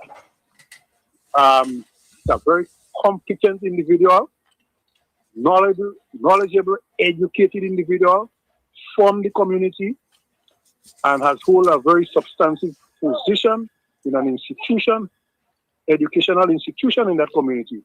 And I believe this lady would finally have an opportunity to redirect the whole what I would call it, the political landscape of St. Mark. And I mean, I say that with no objection. Apologies. I mean, no apologies. No apologies. I mean, I'm looking forward to that. Kim, I hope God gives me a lot of life, long life, and health is not just the life, but long life, so that I can be part of that process in St. Mark's as well. Because I believe the people down there deserve better. But I also want to say, I think the political leader should encourage and go further, not just in St. Mark, but because there are other constituencies that deserve that. The party and government will be back in office. There is no doubt. They have done sufficient. I mean, the evidence are there. The evidence are there. But in terms of the representation, I don't know. Did I spoke about the engagement of the Prime Minister in terms of people wanting to take photos with him and all of that? Did you hear that? No, I didn't. You didn't speak about that, but I saw quite a bit. I draw reference to that to make to kind of help my point a bit, because Deacon Mitchell, in all of the prime ministers we have had in Grenada that I know that I've lived under, none of them can be placed in his position, because anywhere Deacon Mitchell goes, people want to have a photo moment with him. And Kim, you have to ask yourself why. Is old people, little children, middle-aged, everybody. I know a lady, and I hope she don't be offended. She left Canada and came back to Grenada just to have a photo moment with our Prime Minister. Oh, wow. No, I'm telling you, this is not no joking. Yeah. Because she thought it was almost impossible to get it done in Canada. So she left Canada, came to Grenada, only to have a photo moment with the Prime Minister. That speaks volume. Yeah. And that has only happened because of the Prime Minister's sort of humble engagement with the constituents. And his constituency is Grenada, not just in Davis. Yes. Everywhere you go. Mr. Leo, maybe you could help me. I hear in New York when he reached up there, like people almost worshiping him. Almost? Almost is I understand. Yes, aboard. Canada, I mean, they have never, I mean, yes, Maurice Bishop had his charisma and he was liked and all of that. But people were not able to engage him that close and hug him up like how they are. I mean, everybody, I think the security forces in Grenada does be somewhat frightened sometimes. No, I have to be honest. You know what I mean? Yeah. Because he's open. Yeah. The past Prime Minister, I mean, he was very close and with how much guns all around the place and people can't go through. This one is different. And I think we have to pattern that because the engagement of our people, and I think it's much more than just building the roads and getting this thing done. Yes, that is part of the representation. But the most important part is the engagement of the people. How you relate to them, how you can engage them. Come on. I believe there are some meetings when they are called, if the Prime Minister name is not mentioned, people wouldn't go. Not that they are against NDC. They're solidly behind NDC. Yeah. But because of the representation they have been receiving. Yeah. And I think this is something that we have to address. I'm a supporter of the National Democratic Congress. And I make no apologies for that. But I am also saying there are something that we have to get right. Okay. And that is one of them. Let me ask you a question though. And you don't have to answer it outright if you don't feel like, But you mentioned the change in St. Mark, and I've been hearing things like that, speculation. But is it a female that's going to be It's a female. It's a female. Okay. It's a female. And I'm telling you. I'm getting a bit emotional now. No. I'm telling you because her father and I was best friends. We were at school together, and I mean he has passed on now. God rest his soul. But wherever he's at, yeah, this man would have been a proud man. Yeah, trust me. Yeah. I know. I mean we go back way back, and he would have been a proud man. I mean I know how hard he worked to educate his children, and she's well educated individual. And I mean, trust me. Yeah. St. Mark would be blessed with that representative. Yeah. And I'm happy. I'm very happy that it is being done under the National Democratic Congress, because with the leadership of Deacon Mitchell. I mean, yeah. There are others who have went. You had Felix Alexander, then you had Jewsbury, you had Malcolm Antoine, then you had Jewsbury, then you get Clarice Modest. And in my view, this constituency has remained stagnant for all over the period. We had the chicken farm proposed, the shrimp farm proposed. I mean, it's just about just name it. And I've had a conversation with the current MP in that area. And I said to her, you all need to change the trajectory. I mean, you all were a party in office for just years. And people now can make the comparison with what is there. Yeah. And I mean, it has come on into a chicken chop situation. Yeah. Because I mean, when you look back from Felix Alexander, like the TNP, and then came Malcolm Antoine. Kit Mitchell did not talk to Malcolm Antoine for years because he supported NDC, one of the NDC proposals in Parliament. For years, Kit Mitchell and Malcolm Antoine was one side on the other. If you understand what I'm saying? Yeah, I got you. The same party. Yep. And then came Jewsbury, and then came Clarice Modest. All of them did not do anything to enhance that constituency. What is happening now? Deacon Mitchell has made it nice. They're getting a fat salary, $5,000 plus, with all the other accommodations that go with it. They have a constituency vehicle. They can effectively help and service the constituency in which they represent. They have $10,000 per month that they can use to help the constituency. No other government in the past had done that. It was done under Deacon Mitchell. And that is why I'm very elated that this young lady, she will make an immense difference in that constituency. Mark my word. Okay. I tell you that. Kola? Yeah. That area of St. Mark's where they're contemplating a jetty, what is it called again? Waltham. Waltham. Okay, fine. Waltham. Oh, good. Then, it's strange, that I was walking down Street Hillsborough, was it yesterday, day before yesterday, and a car pulled up. And there's somebody who was concerned about the Victoria seat. Yeah. And somewhere, somehow, people always think that I have everybody says, including the Prime Minister and Tevin, go and talk to those people, tell them we want a replacement. So it seems as though, as far as say, 20 million Frenchmen can be wrong. Well, Carla, I mean, not even that, but there's something else I was going to mention quickly too, because if you notice that some of the candidates were already launched, that's going to be contested in the next election, and some of the constituencies were not yet named or launched, officially. So there was speculation that those that are not yet done changes may or they intend to make changes. So but you say now in St. Mark's that a new one is going to be a candidate could be contesting there for the NDC. Yeah, it was clear last night. The vote was taken 50 plus to 11. It was clear. Wow. No, I'm telling you. Landslide. Yeah. Yeah. Because the individual that you're talking about, I mean, let me tell you something. People from St. Patrick's will be going on there to help us. Right. Okay. No, I'm telling you. Okay. I mean, the people from St. John's will be coming up to help us. I'm telling you. Wow. That is not how good she is. I'm telling you. Okay. She has been an educator for a number of years. She has taught 5 of my children. Ah. Wow. 5 of my children going to St. Mark's School. Not 1, not 2, 5. So when I say that to you, you can understand, and all of them are now serious adults. All of them are voting age.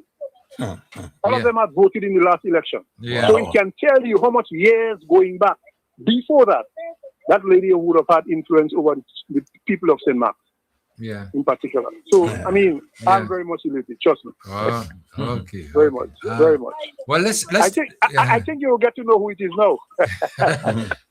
Oh, she wasn't. No, she wasn't named there. No. We're not going to break the name on here. Okay. I mean, until No, they're don't to bring do the so. name, but I think I gave enough information that you can guess on it. Yeah. Okay. All right. Okay. Yeah. All right. Take care, man. Caller, thank you so much for your contribution.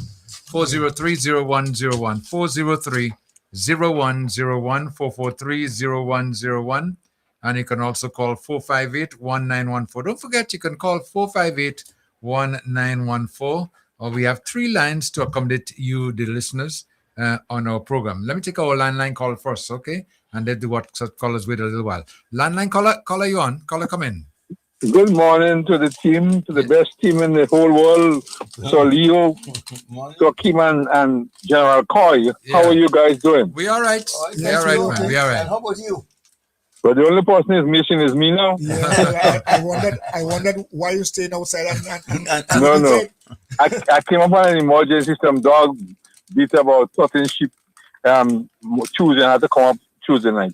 Oh. Okay. All right. Yeah. So anyway, we know we go. The guy that's making the point, I tuned in late. But is there a change of representative for the NDC in St. Mark's, or that was the NMP representative speaking about? If you hear the ending of what he was saying, the vote was taken last night, and that person was nominated or given Voted, 50 to 11. Elected. So, elected, yeah. So there's somebody new that's going to run up there. There will be. Apparently, yes. We don't want to say it straight out yet because it has not been official yet, but that's what we're hearing. I've been hearing some news too. Yeah, I've been hearing the news. We heard the news during the week, but I didn't want to say anything about it because I'm not sure. So I was thinking that you were talking about the same person who the doctor, but it's apparently somebody new. Yeah. Okay. I want to differ a little bit from what he said about our prime minister. He's a gem of the Caribbean, but he cannot be compared with Morris. You understand? I had a lot of encounter with Morris Bishop when he was alive. Because remember, I was in the military. I was a soldier, and the fact about it, he talked about the PTS. Yeah, everybody loves the Honorable Dick Mitchell take out PTS, which is fine. But you could not have been taking out PTS with Morris because remember, that is a revolution. It is totally different. Maybe if Morris was just normal, democratically elected, you might have seen a lot of people taking photos with him. But there were counter-revolutionaries. We don't want to be like in India, whereby the same bodyguard of Indira Gandhi shot her dead, and then because of the same people hugging up and taking out PTS with Rajiv Gandhi, and if you remember that, they blew him up. Mm-hmm. You remember that? Yeah. Indira Gandhi's son, he was after Indira Gandhi was being assassinated. So I guess all of these they were trying to avoid, right? Mm-hmm. But Morris was one of the best prime ministers we ever had in Grenada. But the scenario with the PTS is totally different. Everybody loves Honorable Dick Mitchell. I love him. He's one of the best prime ministers ever wrong. But the thing with the PTS, I differ from that. And I think they are doing a good job. Everybody's speaking about the amount of work they are producing. We could see it for ourselves. And people should be very wise when they're going to the poll. Put the X on the house, on the heart, sorry. What? You understand? Make sure that they vote the heart. So that's my contribution, Kim. Okay, thank you so much for your contribution. Let me take another call, good gentlemen. Next WhatsApp caller. WhatsApp caller, you next coming. WhatsApp caller. Hello. Yes. Caller. You are on. Hello. Yes, you're on now. Hello. Yes. Hello. Yes, go ahead. Good morning. Yes, good morning. Good morning, Mr. Kim. Good morning, Uncle Leo. Morning, dear. Yes. How are you? I'm fine, thanks. Mr. Yourself? Coy. Hey, good morning. Good morning. Good morning. Good morning. Morning. I want to be a little bit on the serious side this morning as regards to that tape that this woman with Mr. Telesford. Yes. You know, I am very concerned as to the impression it gives people out there. I listened to it about 3 times to kind of get the gist of what she was saying, to a specific piece of that tape where he said, oh, she's a beautiful woman and come and live with him or come by him, whatever that implication is. In my estimation, when he told her she is a beautiful woman, he was paying her a compliment, because I think he realized that something was quite right. If you listen to the tape, I don't know if any of you listened to the tape. No, I didn't get it as but yet. he I made heard reference about it. to yes, he made reference to a conversation that he had with her previous to the taping, right? And she keep, words to the effect that she give him a good cursing, you know? And she tell him, don't go back there, you know, when she realized that he really knew who she was, right? And in my estimation, as a previous caller mentioned, that was something that was orchestrated. Oh, definitely. Making the comparison between that telephone conversation with Mr. Telesford and the conversation she had on Ride Along. Yeah. Right?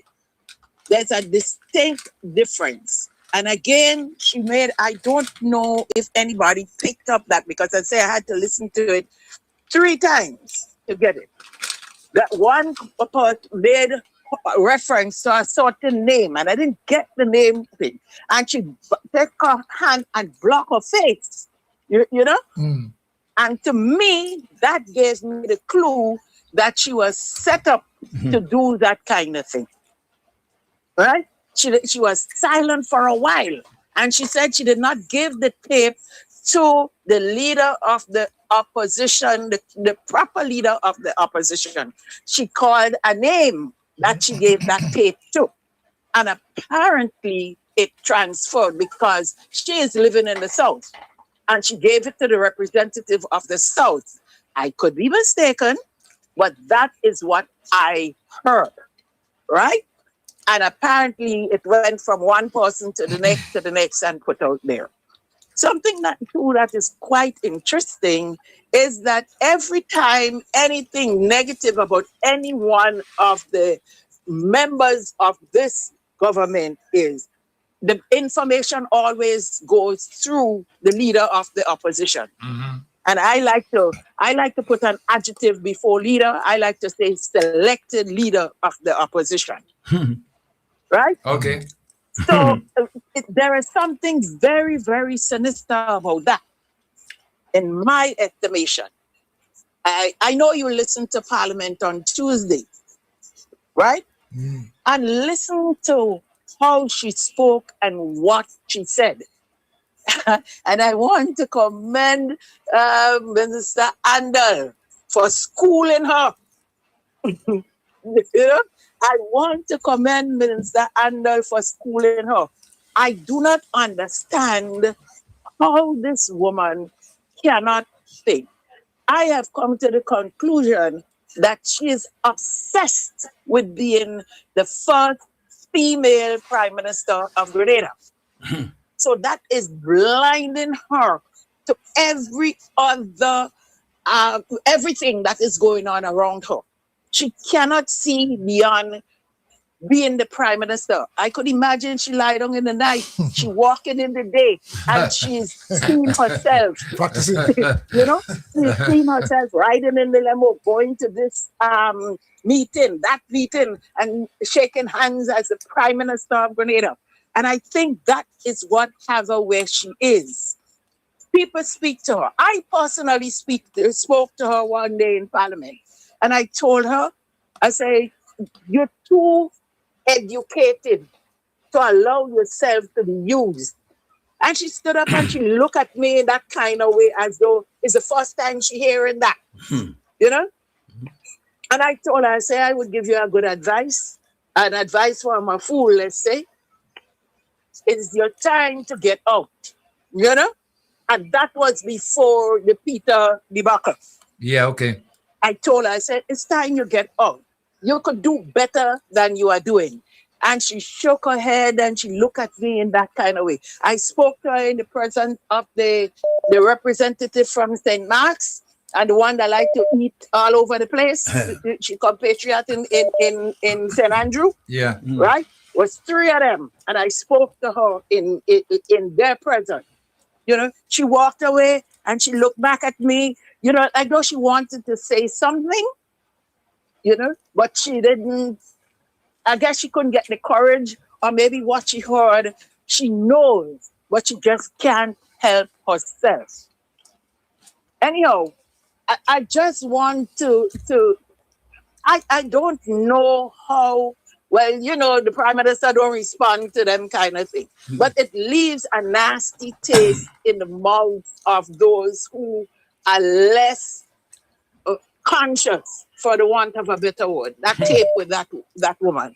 And I think that that matter should be investigated, right? The reference to come and stay with me and she's a beautiful woman. That is all most people are taking from that tape. Mm-hmm.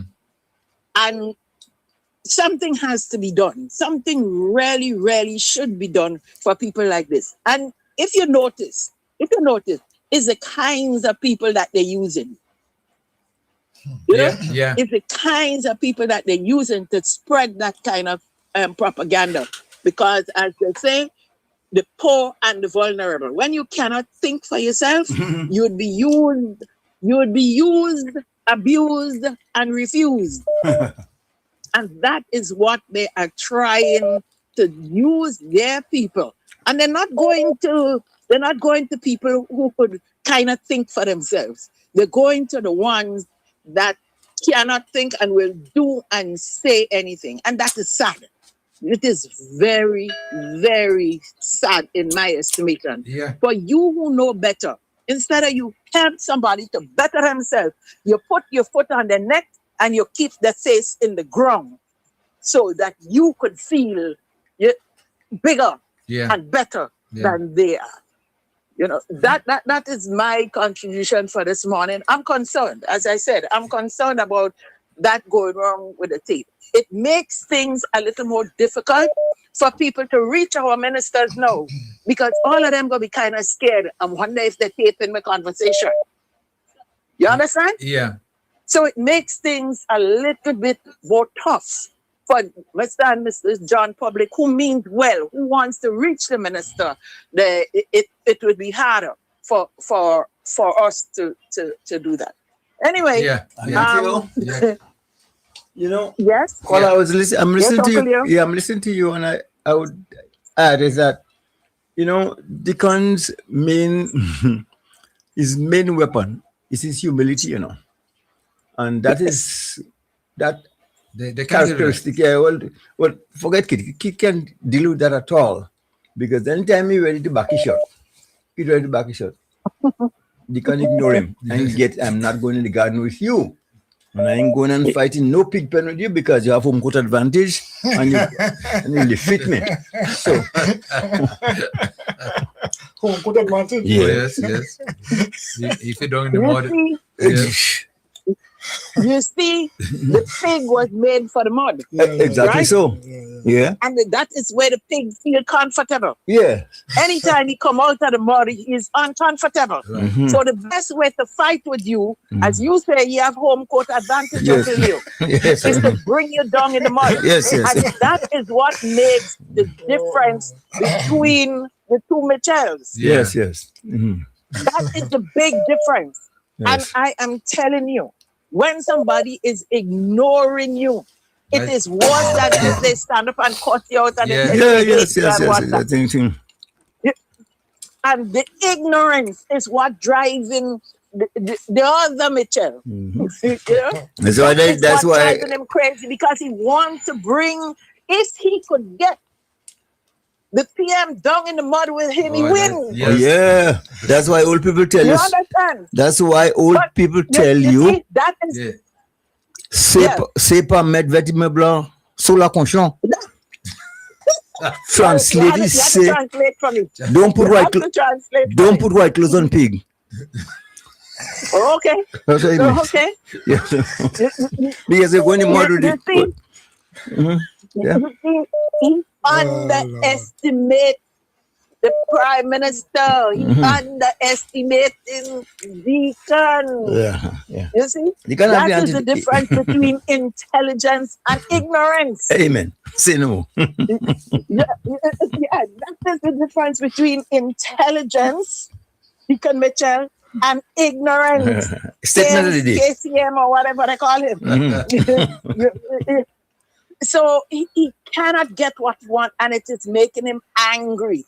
Angry. Yeah. And as KB said, he don't think they could sleep. They slept Sunday night. They cannot sleep. And I want to encourage Emlyn and Chipasi and them two young boys that they have on board there. You know, that new lawyer they bring on board there, right? Well. This is the time to get out. Yeah. You're putting your head against a stone wall, and what's gonna happen? It go bust. Yes. You know, it gonna give you a concussion. So get out. Yep. Get out. Anyhow, let me Yeah. give somebody. Okay. That's it. Thank you again. Thank you so much for your contribution there. Thank you. Okay. Talk about pigs and mud. Eh? Yes. Listen, I used to rear pigs growing up, you know. And my pig, you know, was so dirty. I never forget it, you know. And all the dirt sometimes making the hardness on the hair, the body of the pig. So I took the pig one time and I brought it by the lagoon and I give it a nice bath. Yes, you look for that. Clean, man. Yes, yes. And I bring the pig back home and I tie it under the tree, you know, because you use just sugar apple trees to keep it on there, you know. Nice and dry and everything like that. I bought the pig waters, we don't call it, to feed him in the evening, you know. And what do you think happened? He just knocked it down on the ground. Yeah. And wet up the ground and start to roll. Yeah, he upset. Yes. We're going to bid him for him that he close. That's your home court. Home court advantage. So I know what it is. Let me take a call there. Vibes FM. WhatsApp callers, hold on. Landline caller, come in. Landline caller, come in. Hello. Good evening again, Kim. Yes, good evening. Yes. I will be short. I didn't want to use that program to really ask about these two individuals, you know, but I ain't have a choice. For whole week the whole of last week, my mind run on Osbot and Scooby. These brothers and them are wrong and all right and them kind of thing. And I was wondering, my heart was more going to Osbot. How you feel to know you were a close man to the NDC? I don't know what's going on. So this how they could extend all their help and helping. Oh God, so you only give me a little advice or something. I don't know the state team. I just call and ask them. No, well, I could tell it. I could tell somebody who has similar experience and they could help him. Uncle Nolan.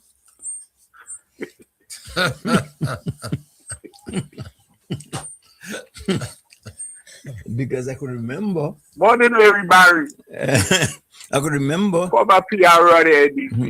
When Uncle Nolan was hired here as a senator. Okay, correct. Okay. The NNP people were quite upset, you know. Yeah. Because they were saying it didn't come from the bowels of the right, NNP. yeah. I remember, yeah, that's true.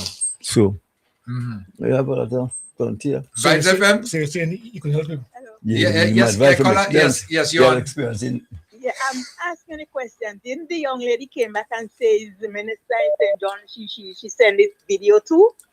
I don't know. I don't really want to make too much comments because I'm still Yes, she picking up came back and information. said that. Yeah, It's a minister. In St. And she John? was calling all of them. She was calling all of them the leader. But then she came back and says the minister, the one in St. John, she sent it to. Did she call the name or she just say minister or Yes, whatever? yes. Yes. So I could go back and listen to the clip. Oh, okay. It's not Emlyn. She tied up the thing. It's not Emlyn. She sent it to. She said it's Dabrio. But Dabra is not a minister. That is what she said. The leader. She was making reference to the leader, but she have they were saying Emily when not Emily, it's Dabrio. She meant. Okay. She called his name in the end. Oh, she was saying the leader of the opposition, but she said she said she called all of them the leader because all of them on the same side. Okay. So if I go back and listen to it, I'll hear it. Okay. All right. Okay. Okay. Thank you so much there. Wow. You see again, this is the mode of the opposition. They want to spill dirt. They want to pull you in the mud with whatever way they can. Let me take another call. Vibes FM, caller, you next. What's up? Caller, come in. Caller? Hello? Let me see. Yes, caller is on. Caller, you hearing me? Then I have to move to the next one then. Let me see.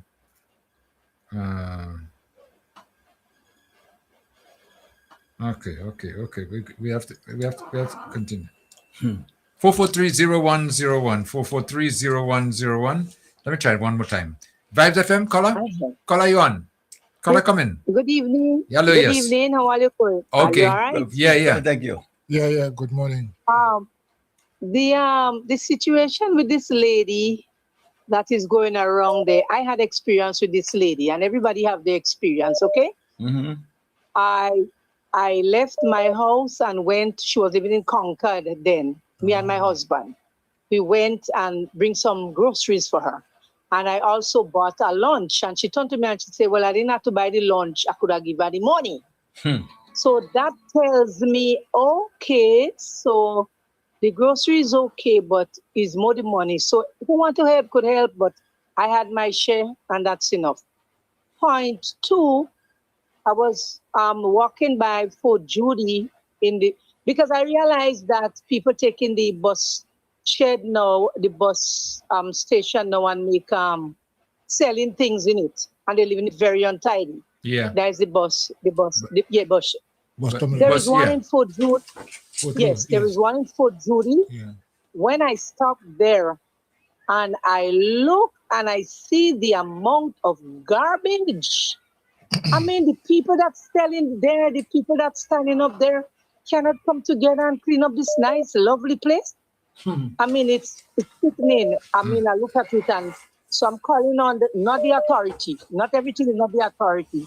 I'm calling on the community to come together and clean up by this bus shed in Fort Judy Gap right there. Anybody stop there, they could see the garbage. Have a nice day. Thank you, Sophia. Thank you, Sophia. Okay. Okay. Thank you so much for your contribution. 403-0101. Again, 403-0101 and 443-0101. 458-1914. Back to another WhatsApp call. Let me take this one. Vibes FM, caller, you live. Caller, come in. All right. One of my brothers, everything under control. Yeah, man. Yeah, man. You know, I can sit back and look all the program today's Thursday. You know? Yes. You understand? Because this is this is all the time to spread the message. You understand? So I might have to sit back and just listen to the vibes. You understand? And just get a nice inspiration from the program this morning. You know what I mean? Yeah. By the way, caller, are you New York based? Go ahead. Texas. Yeah, in Texas. Okay, well, because I was looking for the opportunity to meet you, but since you're so far west.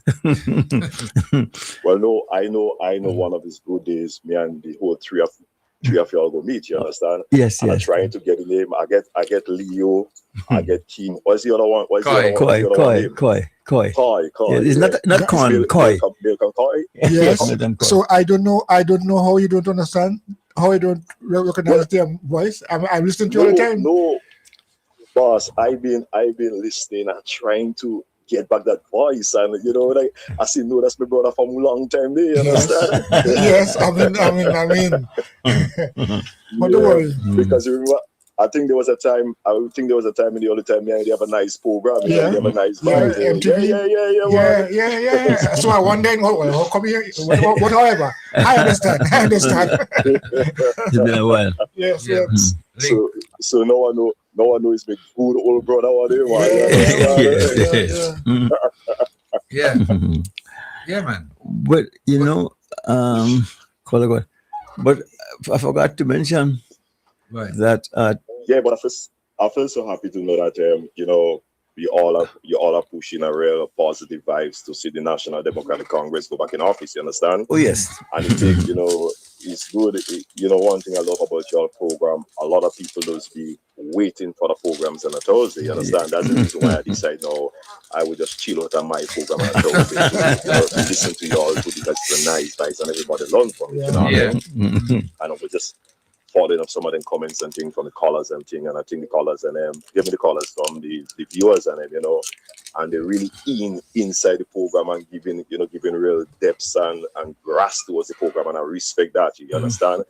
But you know, we as NBC supporters, we just have to stay focused. That's the most important thing, staying focused, because there is a lot of distraction outside there. You understand? And the nasty party will do anything to bring down those ministers and them under the National Democratic Congress. You understand? You know, so they will start, you know, and also the ministers and them under the National Democratic Congress, they have to be smart and be more wise now. After this tape was leaked out yesterday, because even look at the funny thing about it, soon after Parliament, with the ministers and them, boop, the evening you hear about the tape come out, you understand? So now the ministers and them have to understand now, when anybody call me and we're talking about a house, then we just keep it on the house, nothing further. We just stick on the house. If we're talking about a car, then we keep it there, because people, they will do anything to try to bring on the ministers and them, you understand? Because they are like big common breed dogs. I don't want to put them like Doberman dogs, no, big common breed dogs, uncle backing, but they're not biting, you understand? And they will do anything in their powers to get rid of the National Democratic Congress. But you see now, we as the supporters and them, we have to stay focused and guard ourselves from this negative energy what they are pointing out, bringing out outside, you understand? And no matter what, we have to defend our ministers, especially Honorable Prime Minister Dick Mitchell, because I was just watching something before I leave. I was watching something on social media and Facebook, and I saw the Honorable Prime Minister Dick Mitchell and then giving away the glasses and thing. There was a live giving away glasses and thing to the people, and I could see, you know, what touched me a lot is when I see some of the older folks, so they hug him, you know, they hug him and they were so happy, you understand? So, you know, people are more connected right about now with the Prime Minister, the Honorable Prime Minister Dick Mitchell. And people get to understand that we have a good leader. And there is no way that any one of them will come and change the mindset of some people in Grenada to turn away from the Honorable Prime Minister Dick Mitchell. So we will go all out and make sure that he go back in office, you understand, and stand firm with him. And the people in Carriacou, because I know your radio station touching some of the people in Carriacou too, they have to wake up and understand it's a dawn of a new day inside of Carriacou right about now. It's a dawn of a new day. They will pass and open up Carriacou for something much better today. And they have to stand firm with Tevin, Honorable Tevin Andrew, because Tevin have the vision to move Carriacou. He have a vision to move Carriacou underneath the National Democratic Congress. Because if NNP, they have a vision to move Carriacou for 23 years, they will have moved Carriacou much better. You understand? But they don't have a vision. So today, they will come back to the people with a kind of plastic smile and hug them and make the people in Carriacou believe that, you know, there's so much in love and thing with them and they care about them. But if they care about them, they would have stand more firm with the people in Carriacou yesterday. You understand? So Tevin under the National Democratic Congress is the one that really have the love for Carriacouians and Petit Martinican people. That's the reason why the brother are getting so much of things done in the short space of time. So they have to understand that they have to put back Tevin in office for another term to continue the wonderful work under the National Democratic Congress.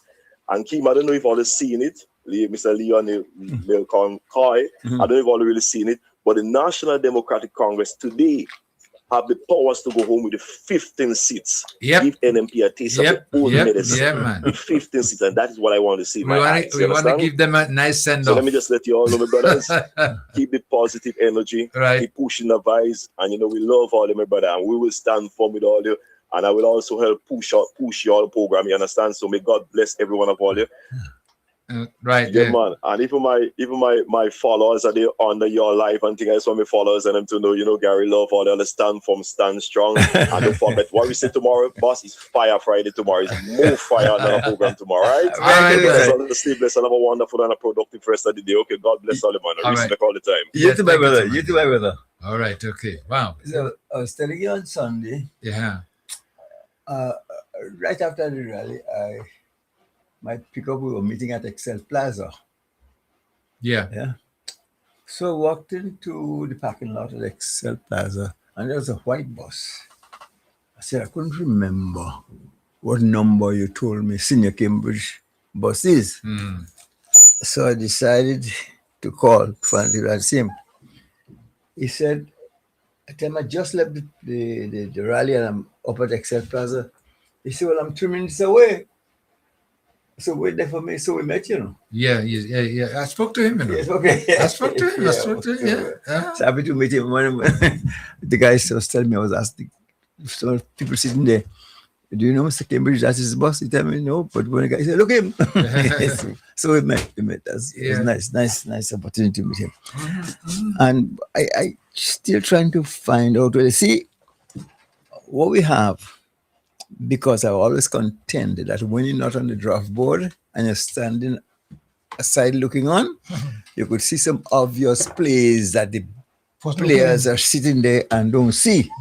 So that is why I believe the people in the diaspora have a much clear vision and understanding of what's happening in the country and who's doing what for who. Yeah.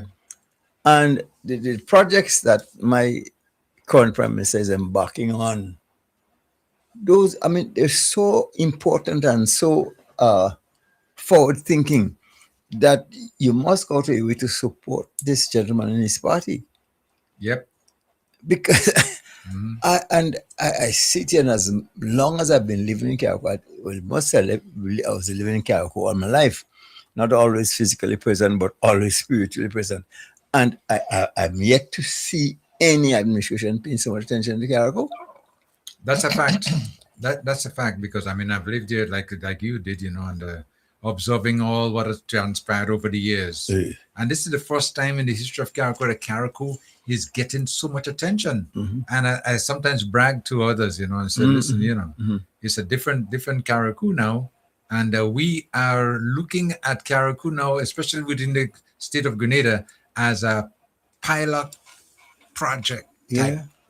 As an example of what a constituency should look like and the attention it should get. And I think that's in the making because at the rate at which we are going right now, Carriacou 5 years from now would be the gem. Yeah, of course. Don't forget to know that Carriacou is a model of whatever is supposed to happen. Local government is coming. That's it too, yes. And when we experiment with local government in Carriacou, it will be like a model for the rest of the state. Other constituencies. So Carriacou is in a very critical and important role now. Yeah, to let's embrace the local government and teach our brothers and sisters to the state what it means like to be living in a local government environment. Okay, hold on. WhatsApp callers, hold on, please. Landline caller first. Caller? Landline? Good day, sir. Yeah, good day, yes. Yes, good day, yes. Mr. Mir, is Miss Glenda's son calling here? Yes, okay. Okay.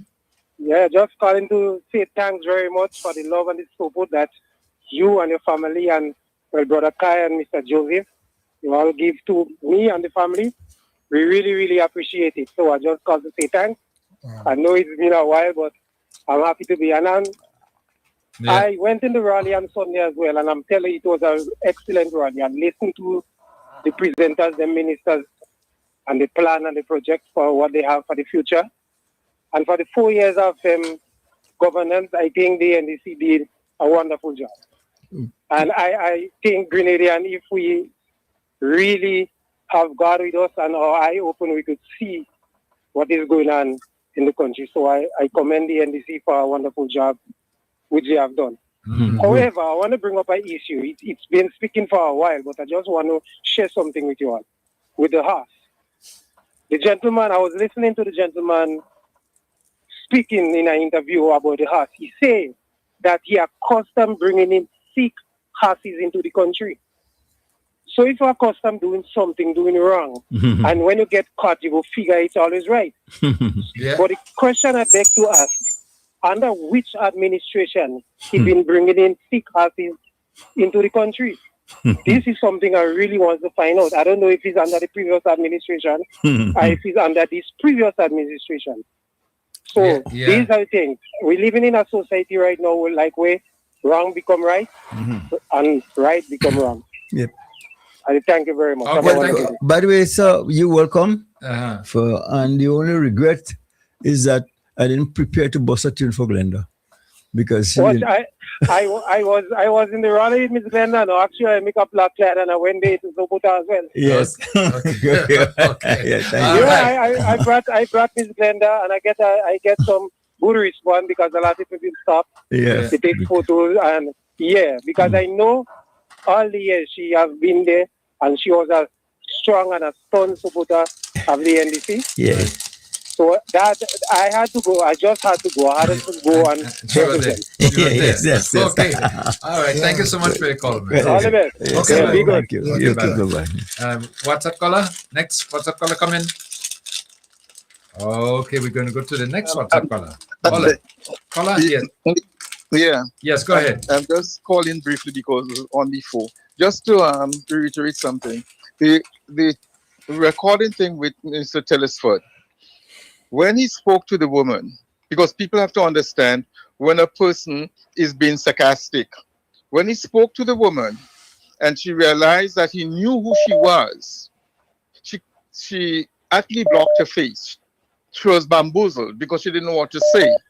But the thing about it, when he said to her, in the first place, if this man was trying to be disrespectful or try something with this woman, what he said, look, when we gave you a house before, I think she didn't want it or whether she took it or not, somewhere in St. George's, okay? He said, we didn't give you a house to bring in a man because you were not married. And otherwise, what you were saying in context is that that's not your husband. So if he was in the hospital or no dialysis or whatever he was, that problem is yours. So he said, you're not married.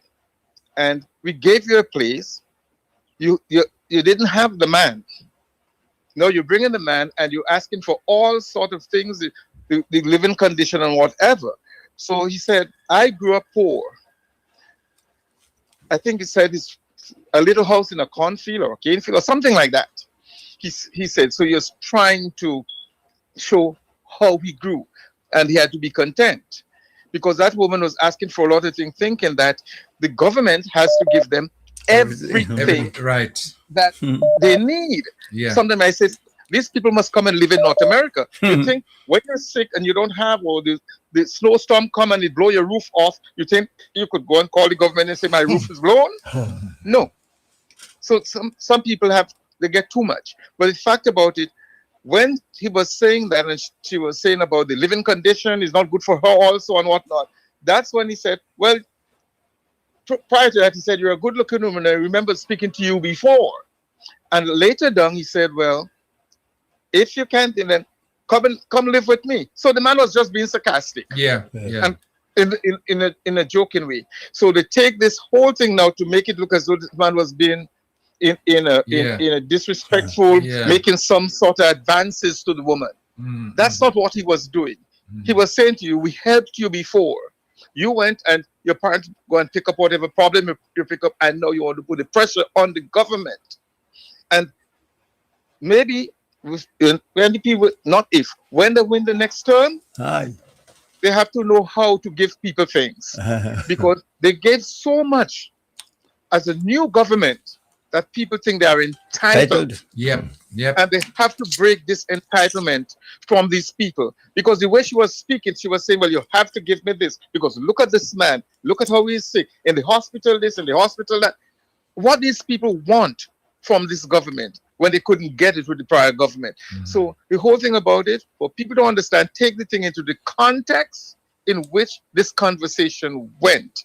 She was trying to entrap the man. She didn't. He picked up on her, and he was using some sarcasm in the process. Right. So he said, well, come live with me.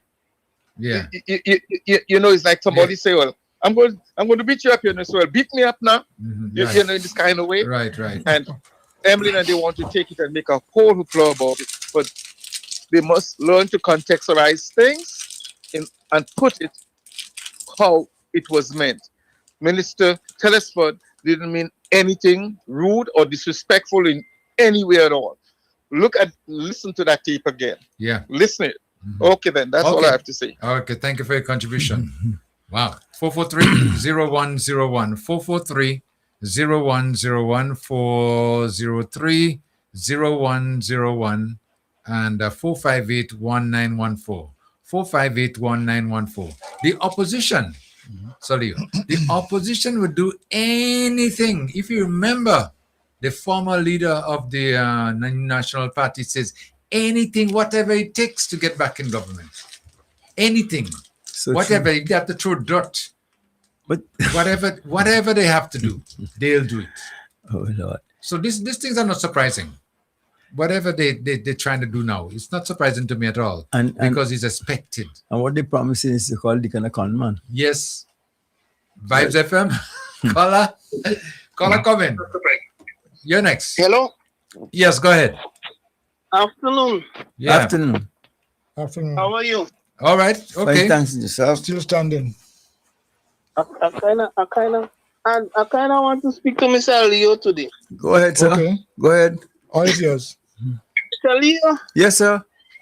Last Sunday, I called from the mainland to wish my good friend. And I know you're a man of great understanding and great reasoning. So, I called my friend to wish him happy Father's Day. Stop it. Stop it. No, stop it. Stop it. Mr. Leo. Yes, I said stop it. When you're ready, you can call him and I'm going to whistle. Okay? Look, you don't have to look very far to call him. You can start from listen to me. I called my friend Sunday about minutes to 7. At which the man tell me, I disturbing him now.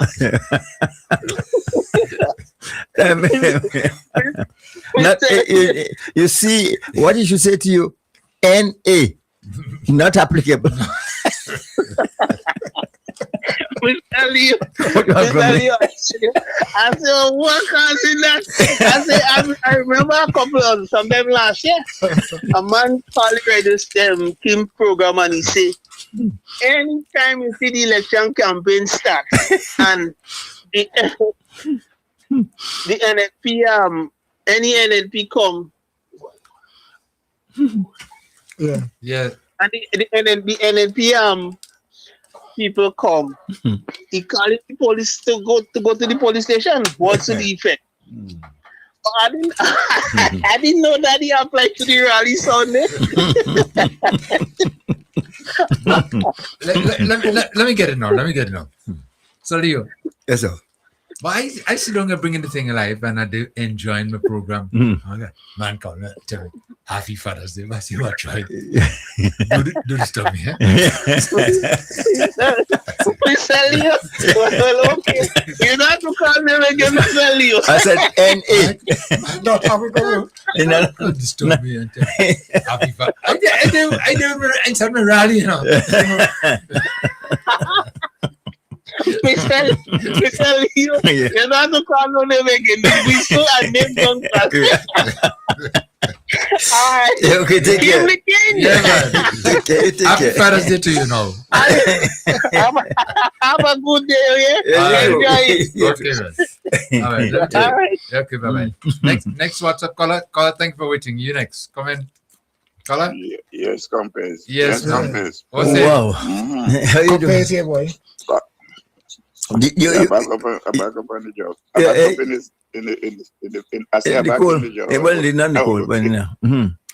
But if they gotta work. You saw Everybody must work. You saw the rally online? Yeah, he was there. I was there, man. You was there live. You say just got back.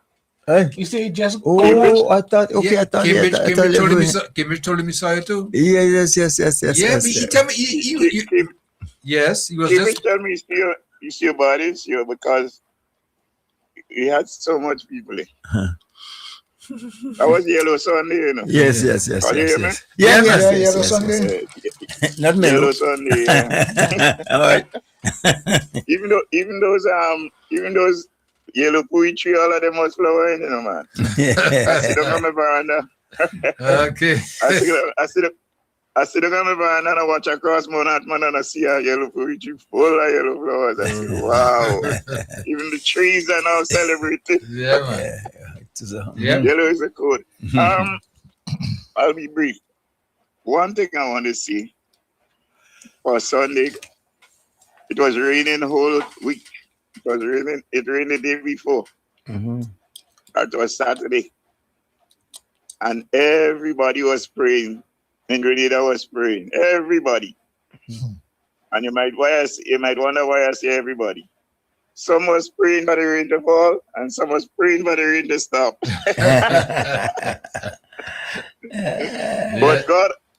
But God is a fair God. Yeah. You see, majority rule. The majority was praying for the rain to stop. So yes, he stopped. The majority. He stopped it for the majority. Because maybe over 75% was praying for it to stop. Yeah. And only about 25% was praying for it to fall. So you see now, majority rule. So true. So true. But it was it's a good thing. It was what? But you know, it was out of this. You know, it was like, you know, let me say it like this. It was like, you know, election was Monday. Yeah. The last rally before election. Yes. That's how it felt like to me. I know how it was feeling for you, Uncle Leo, but that's how it felt like to me. I'm like, wow. Yeah, election is tomorrow. It was, you know, and that's how it felt like to me. One thing I must compliment that party for is that whenever they do something, it's classy. Yes, classy. Next level. I looked at it reminded me of some aspects of the 50th celebration. You know, the things that we've seen in that celebration was a first time for us. And again, that rally, the preparations done, and even the walk. The stage. Yes, the stage, man. Yeah, man, yeah, that was different. What do you call it, the runway? The runway, man. Yes, runway, man. Yeah, very. But you use the word runway and you know how come to me? Tell me. Why? And is she running away with that next election? So to speak. Yeah. Anyway, guys. Yeah. I'm not saying hi to you guys again. And all right. Yeah. I had a good time. I was really satisfied. Oh, great, man. Are you enjoying everything went cooperated, including the rain. Yeah. Right. Mainly the rain. Okay. And the trees, and as I say, the trees and all the yellow fruit trees and all was with us. They were celebrating too. Yeah, man. And compare. Yellow fruit tree. Compare. Yeah, correct. You know, don't make it a habit. Don't come down here this next time when you come down probably to vote or whatever. And do not come. No, I didn't come to vote. And I said, no, not about next time when you come. And I just give that example. But when you come down here, do not make the mistake and do not come to Carriacou. Yes? We need to see. No, I couldn't come to Carriacou. Everything was focused on Grenada. But Milton, I come to Carriacou twice. And you were not there? I wasn't there. Ask him. I wasn't there. Ask him. I wasn't in Carriacou? Yeah, he's right. I know where he was, but he wasn't. Kim could tell you twice. Yeah. I came to Carriacou and asked her. That's true. Okay. I met Leo the first time. That was in November last year. Yeah. I met Leo. No, not last year in November. I came back in November was the second time, and the first time I came out, I think was in June. When Kim had a boat cruise. Right. And I met Uncle Leo. Okay, yeah. I even was surprised to realize Uncle Leo was so tall. He remind me of the man that mentored me in growing up, Leo McDonald. Okay. Yeah, Leo McDonald. Yeah, well, I just wanted to make sure. No, well, yeah. So he's been here. No, I came twice to California. I didn't meet you. I met Kim. Yeah. Well. The second, I didn't meet Kim the first. No, that's not possible. Hello.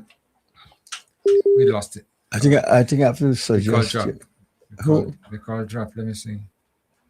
Hello. Daniel. Yeah. Okay. Just we lost the call there, but anyway, he was about to wrap up anyway. So okay, we're gonna have to. We're just gone. We have to move to the next call. Caller, you next. Caller, come in. Kim, yes. I'm calling back again because I listened to that program on Sunday on Ride Along, on the Bob Report, with the company that is in charge of our gas and oil. Yeah. I don't know if you get any information where that is concerned. But it was very informative program.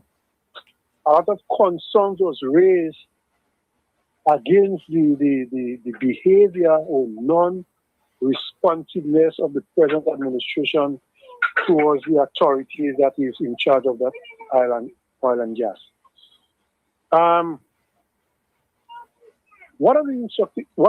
There are a couple of things that stood out to me. That this company reached out to the Bob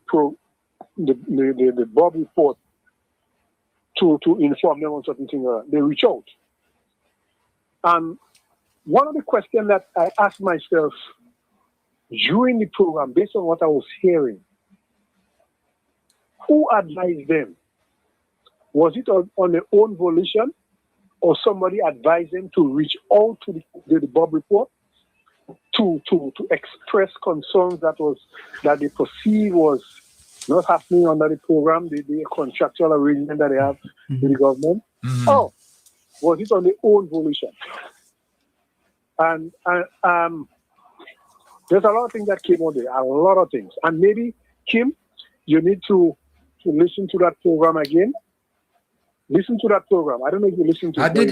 I did listen to it. Yes, I listened to it. Yeah. But I think a lot of information came out there that, as a people, we need to start paying attention to. I don't know why, and there must be a reason. Let me tell you something. There must be a reason why the government may not have been responding to some of the correspondence they have gotten, or say they have sent to the government. Yeah. All right. But something stood out in the whole conversation. The former Prime Minister of Grenada has said in an interview that there was not sufficient, when he quizzed on why we have not been whatever in terms of gas and oil. Because you remember the whole poor announcement that we made a pause, that we have oil and gas and blah, blah, blah, and you can't let go that in nothing but hand and all of those things. You remember all of those things? Yes, yeah. No. We have heard that those things the first well has been kept. So they have found it and they have kept it. Obviously, they are now relying on the permission of the government based on maybe contractual arrangements to further develop what they have there, to refine what they have there and all of those things. And now they are saying that the economy of Grenada is being deprived of the revenues that can be derived from the operation of those things. So a lot of things have been said. At one point, they were very political against Nazim Bok in terms of the statement that it was made. Yeah. And I was saying to myself, why should a company who has a contractual arrangement with the government of Grenada the casting those level of aspersion on a former leader of the country. Well, not leader, Minister of Finance of the country. You could have seen the clear politicking in it. Yeah? Yeah, I saw it. I saw. What are you saying there? What are you saying there? I listened to it. I didn't see. And obviously, I share the same kind of view that you are sharing there. And there was another point that I need to raise. There was a statement that $20 million was paid to the government of Grenada. Yeah. Kim, you as a radio personality, Mr. Coy, I know you were involved in this thing for a little while. We all need to start asking questions as to under which administration that $20 million was paid. Based on the interview, that $20 million went to the former administration, eh? Based on yeah. Kim. And that is why I'm making the point that I'm making. The population of Grenada need to know which administration that $20 million was paid to. In addition to that, what was done with that $20 million? Because this is the people of Grenada's money. Yeah. And as far as I am aware, I did not hear any announcement made on the receipt of $20 million from GPG. Yeah. So my question to you, Kim, where is your question to the former Prime Minister, the former Minister of Finance, in relation to that statement that was made by the CEO of the company? I was surprised when I heard that statement and the $20 million, that was given to the Grenada already, while they were doing their work, And I said to myself, first time I'm hearing that. I never heard that before. First word, first time. But it's not just the first time. My thing is, you pay $20 million, and the people of Grenada is not aware of it. But in addition to that, you have to ask yourself, wait. Why it is? I mean, we have heard a lot of statements. And I have to give them credit.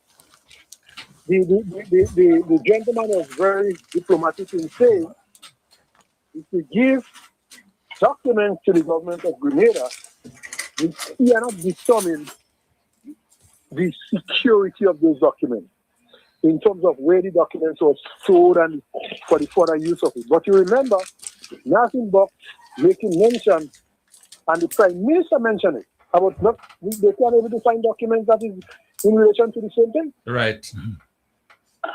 And then afterwards, the document was formed and all of those things. And I think, Kim, in all fairness to Grenada, you as you may not be involved in journalistic activities as maybe the Milton Coy and the others, and then as you run the supermarket yourself, you have a business to run outside of what you do part-time. But some serious questions need to be asked as to the origin, the authenticity of this, because they can't remember the period that the money was paid. That is the only thing they could not remember on the program. When they was asked what period that money was paid, the gentleman could not have answered. He can't remember. He immediately get amnesia. So I think these are things that you all need to investigate. However, I have since contacted certain persons, in relation to the program. And I believe the government should make a timely response to what was said. A timely response to what was said. Yeah. I would caution that there are certain agreements that the government cannot go and make certain statements publicly on the radio. So, I mean, I don't know what are the legal implications and all that, but I think the government should make a response to that, because the citizens of Grenada who have listened to that need to know what is happening. Yeah. Thank you. Okay. Thank you so much for your contribution there. Wow. 443-0101, 443-0101, 403-0101, and 458-1914. Next caller you on. Caller, come in. Caller, yes, go ahead. Hello. Yes. The caller in himself made a valid contribution here, because when I listened to the same program, I was asking myself, where the $20 million, I believe it went to the New National Party, and I was wondering whether or not there's actually documents in the Treasury to trace that deposit, because remember there was also a deposit in the south of St. George, which was out of the Ingranans. Right.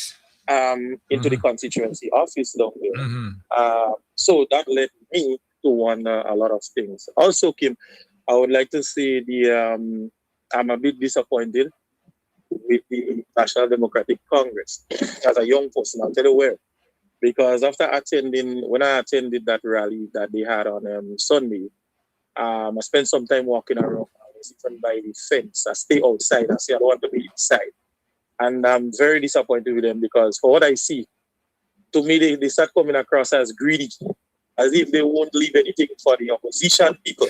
The rate they're going, I don't find they leaving any room for the people in the opposition to get a piece of the pie. It seems like when they do decide to go to the polls, they take it all for it. They might just take everything that is there on the plate. Which is a good thing, Kim. Right now, at this stage, they find themselves as one of the most to work with, to contest with, and it's not a showing up, Kim, but they're showing up in colors, show up with jersey. Yeah. We in idea. We show out ourselves and as I say, the vibes is there with the Prime Minister. And if anyone wants to doubt it, as how the former PM is saying that there is no seat that is a National Democratic Congress seat, I think he had to go back to the drawing board. One day gone. That was him at the drawing board in conversation with the political leader, the fake leader, because right now, since the Prime Minister came into power and they start showing that love to the people and the accessibility to the people, I see you have certain people now from that cabal, NMP, they just started to hug people like crazy. All of a sudden, they finding people to hug them and take photo shots with them. That thing they never used to do before. They find themselves hugging people and taking photo ops. So, Kim, I would like to tell you this. Now, we're going on a pattern here now, Kim, in Grenada. Let me say it like Simon Still, Grenada. I have to say it like this. Our people now, the National Party people now, I see they start going around. They started with they had the piece with the horsemen. They had the piece with the housing situation. Because they have a guy now come out and he's speaking about the housing and he had housing leaking. The candidate, the so-called candidate for St. John's on New National Party, find himself now he interviewing a school child, not interview, but telling a school child what to say. He's taking advantage of someone who is not, open-minded to what is really happening in Grenada. He's taking advantage of a situation. Then you saw on the ride-along program what happened with the lady that may genuinely need some help now, although she got some from the Honorable Minister Telesford, but she genuinely would have needed more help, even if she cannot satisfy with what she gets. And he went ahead and tried to create a scandal with that. That minister up there made a scandal with it. So they have a pattern right now. Anything happening in Grenada, they will just get two people and try to paint a bad picture of the either the MP or nowadays they're attacking the Prime Minister or paint a bad picture of the Prime Minister and the leader of the National Democratic Congress. However, Kim, that kind of thing in working, it ain't working. What you're giving people, you're just giving people gas. And when they get the gas and you throw some fire in it, it bleeds for a while and then it's out. It's not going to be something that's going to catch on long term to say, well, that's going to be something that's going to bring you back there where you belong. As a matter of fact, Mr. Davrio should have explained to the lady what happened. What happened to Mungo Road? Why didn't he finish the construction of Mungo Road? Why didn't he complete Mabuya project? What happened to the money for Snake Road Bridge that's in Brother St. John's? What happened to that money? Where did that go? What happened with he and the contractor? Tell us about the wastage of money there. Why are you not telling us these things? And then the time you're wasting to go around and try to paint a bad picture. And right now, you take it so far, Kim. They take it to the Fisherman's birthday, the 29th June in Guam. I think the police officers said that they don't want the 29th June on the road due to emergency purposes, if the ambulance had to come for someone, if someone faint, they had to use the back street, which is very narrow. So they want to take the celebration and bring it on the beach in Guam. And they run with that again and they making that a political blunder. Why the minister do this? Why the minister do that? Why the minister? The Royal Grenada Police Force, after they go through the security measures, they say, hey, yes, we know it's tradition, but we cannot have these celebrations on the road because they're going to block out the main road in Guav, and the back road, it is too narrow for any emergencies. And if you have to come through the crowd with so much people, it'll be difficult to traverse through and you don't want to damage no one. Him, the people blow up that into a political thing right now as it is. So I'm asking the question, and I'm going to say it after the Prime Minister. If you are receiving a salary to represent people as an opposition leader, it's not just there to oppose everything. You need to give constructive criticism where it is needed. And up to now, Kim, we yet to receive such. I can't see it.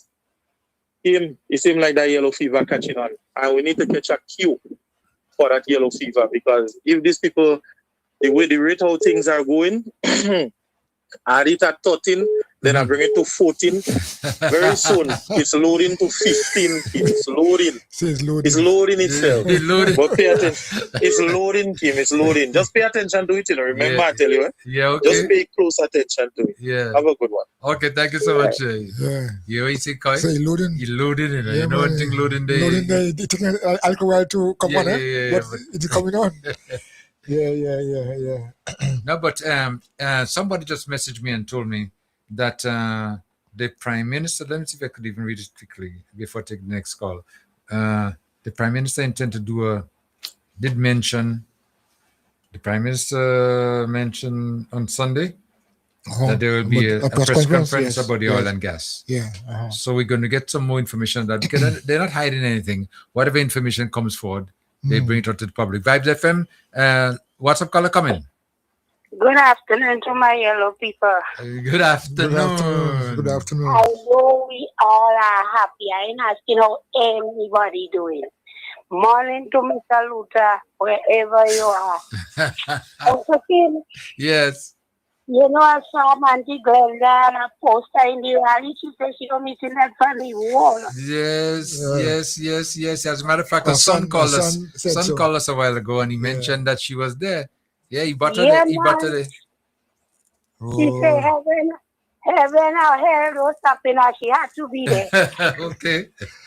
That's nice. Just a light moment. I look on Facebook, you know, she want to do Brother Ziggy.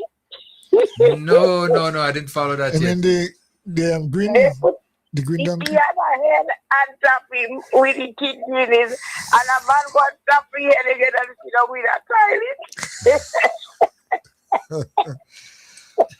I don't know. I didn't see anything like that, you know. When you're scrolling through, if you yesterday sitting there and this thing just pop up. Okay. And if you have a light moment and you press your high, just go on Facebook. I Okay. think the yellow fever really, really kicking in.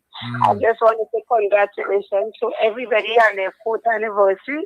And I want to say to us, keep our eyes on the prize. Do not become complacent.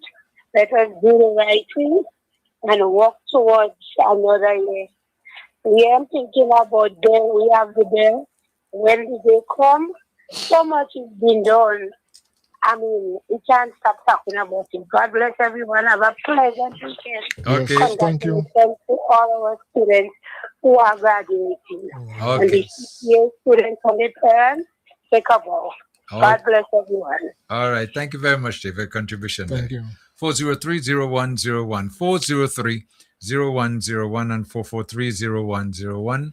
Also 458-1914, 458-1914. You can call any one of those numbers you want to interact with us right here. Now let's get back to last Sunday. You know, we did talk a lot of speculation, Koi, about Father's Day, you know, and you know, NDC, you know, didn't respect the fathers and whatever and things like that, you know. But in Karakou here, you know, the NNP had organized a Father's Day event to take place in Paradise Beach. I don't know if you were aware of that. Yeah. At the last minute, you know, they decided to come up with a Father's Day program. A program, yeah. But what transpired? They postponed it, you know. Or post, I know was whether it postponed for. was it for overcast or rainy or something? Well, Sunday, you say? Yes. Sunday gone. Well, no, we didn't have that kind of. We didn't know. Yeah, no weather here. So. But they claim inclement weather. Anyway, did that for a while. Let me go back to our WhatsApp caller. WhatsApp caller, come in. Caller, come in. Hello. Yeah. Yes, greetings, go ahead. comrades. Greetings, comrades. Greetings. Not bad. And how are you, man? Hello. Good, man. Good. Better than before. Better than before. Okay. Yes, go ahead. Make a contribution here. Yeah, man.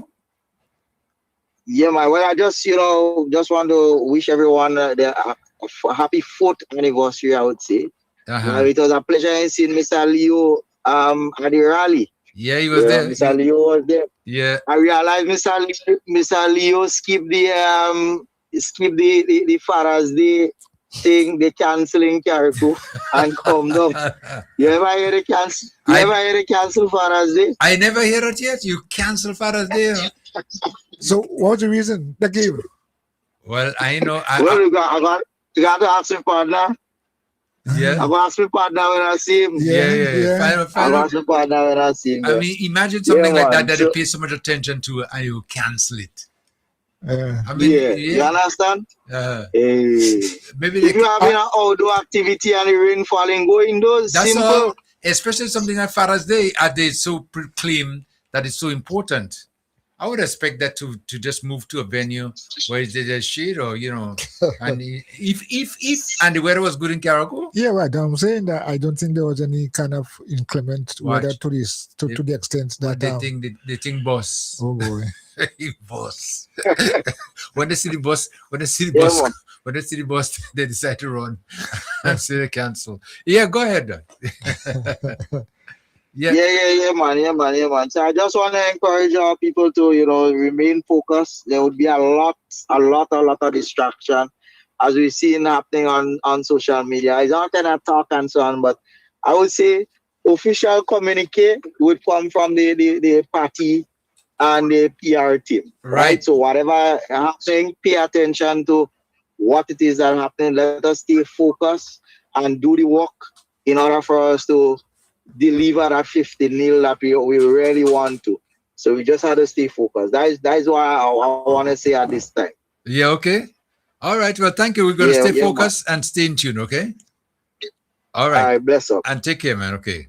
443-0101, 443-0101, 403-0101, and 458-1914, 458-1914. You feel like calling, you feel like interacting with us, in the program. We still have a little bit more time to go, and you can do so.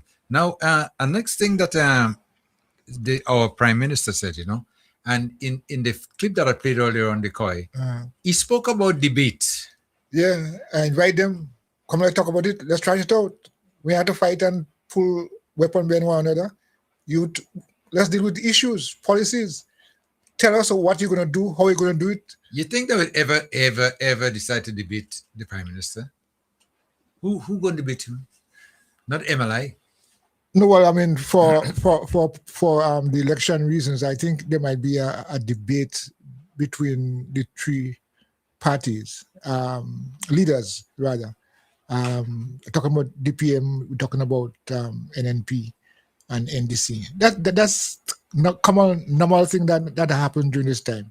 So I mean, well, yeah, I see you say no, they wouldn't. But of course, if the people ask for a debate between the leaders of the three political parties, or even more, if more comes, what? They still say no. Well, that is an indication that they don't want to serve the people in a serious way. Watch, they will come up with some kind of excuse. Watch and you see. Vibes FM, London caller, come in. Hello, good afternoon. Yeah, good afternoon. Yes. Good afternoon to all your panelists as well. Yeah, go ahead. Yeah. Yeah. I want to call to congratulate the Prime Minister and his team for a rally we had on Sunday. It was properly attended, and I want to congratulate them. And another thing is that I know election is soon, will be coming soon. And we have to expect all sorts of stories. Well, I know my Prime Minister, his back is very broad. I ain't fighting for him. So he personally know, along with most of the NDC folks, that he'll be back in office. So I don't have a problem with that, and I want to bless and big up him again with his team for a rally which was nicely put in place and well done. Good day. Okay, thank you so much. What's up, caller? Thank you for waiting. Your next caller coming. Good day, sir. Hey, good day. What's up? I'm there. All right. I'm there. I don't think I'll add anything to Sunday because people would have been talking about it. Yeah. I heard the NNP up to last week. They were speaking about the hospital Polaris. Uh-huh. And the question in that grass started to grow back. Yeah? On the land that they excavate. And they don't know that when people do sod turning ceremony, they don't know to just take so long to do the project. So the project is like a fake. But just this morning, Ken Jones played on his program the sod turning ceremony that was done in Victoria, up in St. Mark, concerning the shrimp farm. Mm-hmm. Yes, start yet. How much years now? Exactly.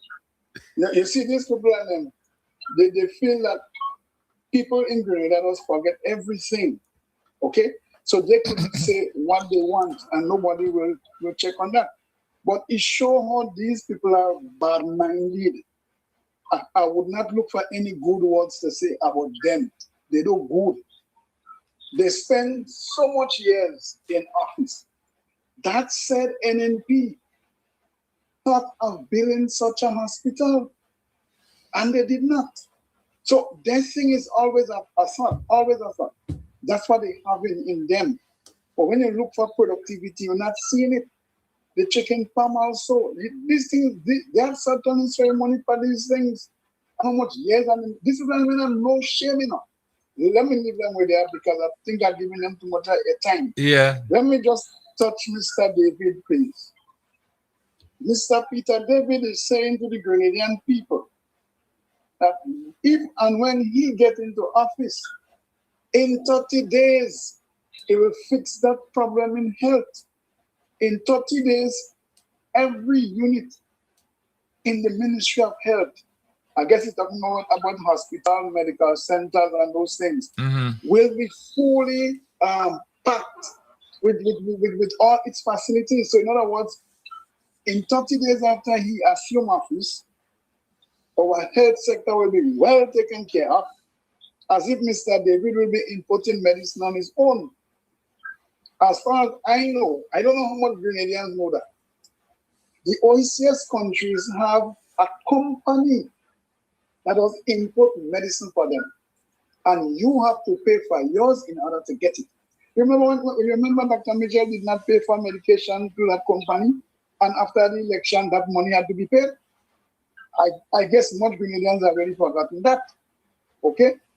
Grenada don't import medicine on its own. St. Vincent, St. Lucia, no, they have a company.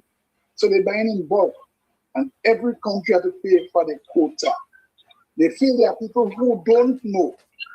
So Mr. David now is saying he will do that in 30 days. But let me talk directly to the Grenadian people, especially the people in the town of St. George. Now, me and Peter David, we are friends. Okay? I have nothing against him. But he is given the constituency of the town of St. George 4 times to manage. And he failed. He has done nothing for these 4 terms he got from the people of the town of St. George.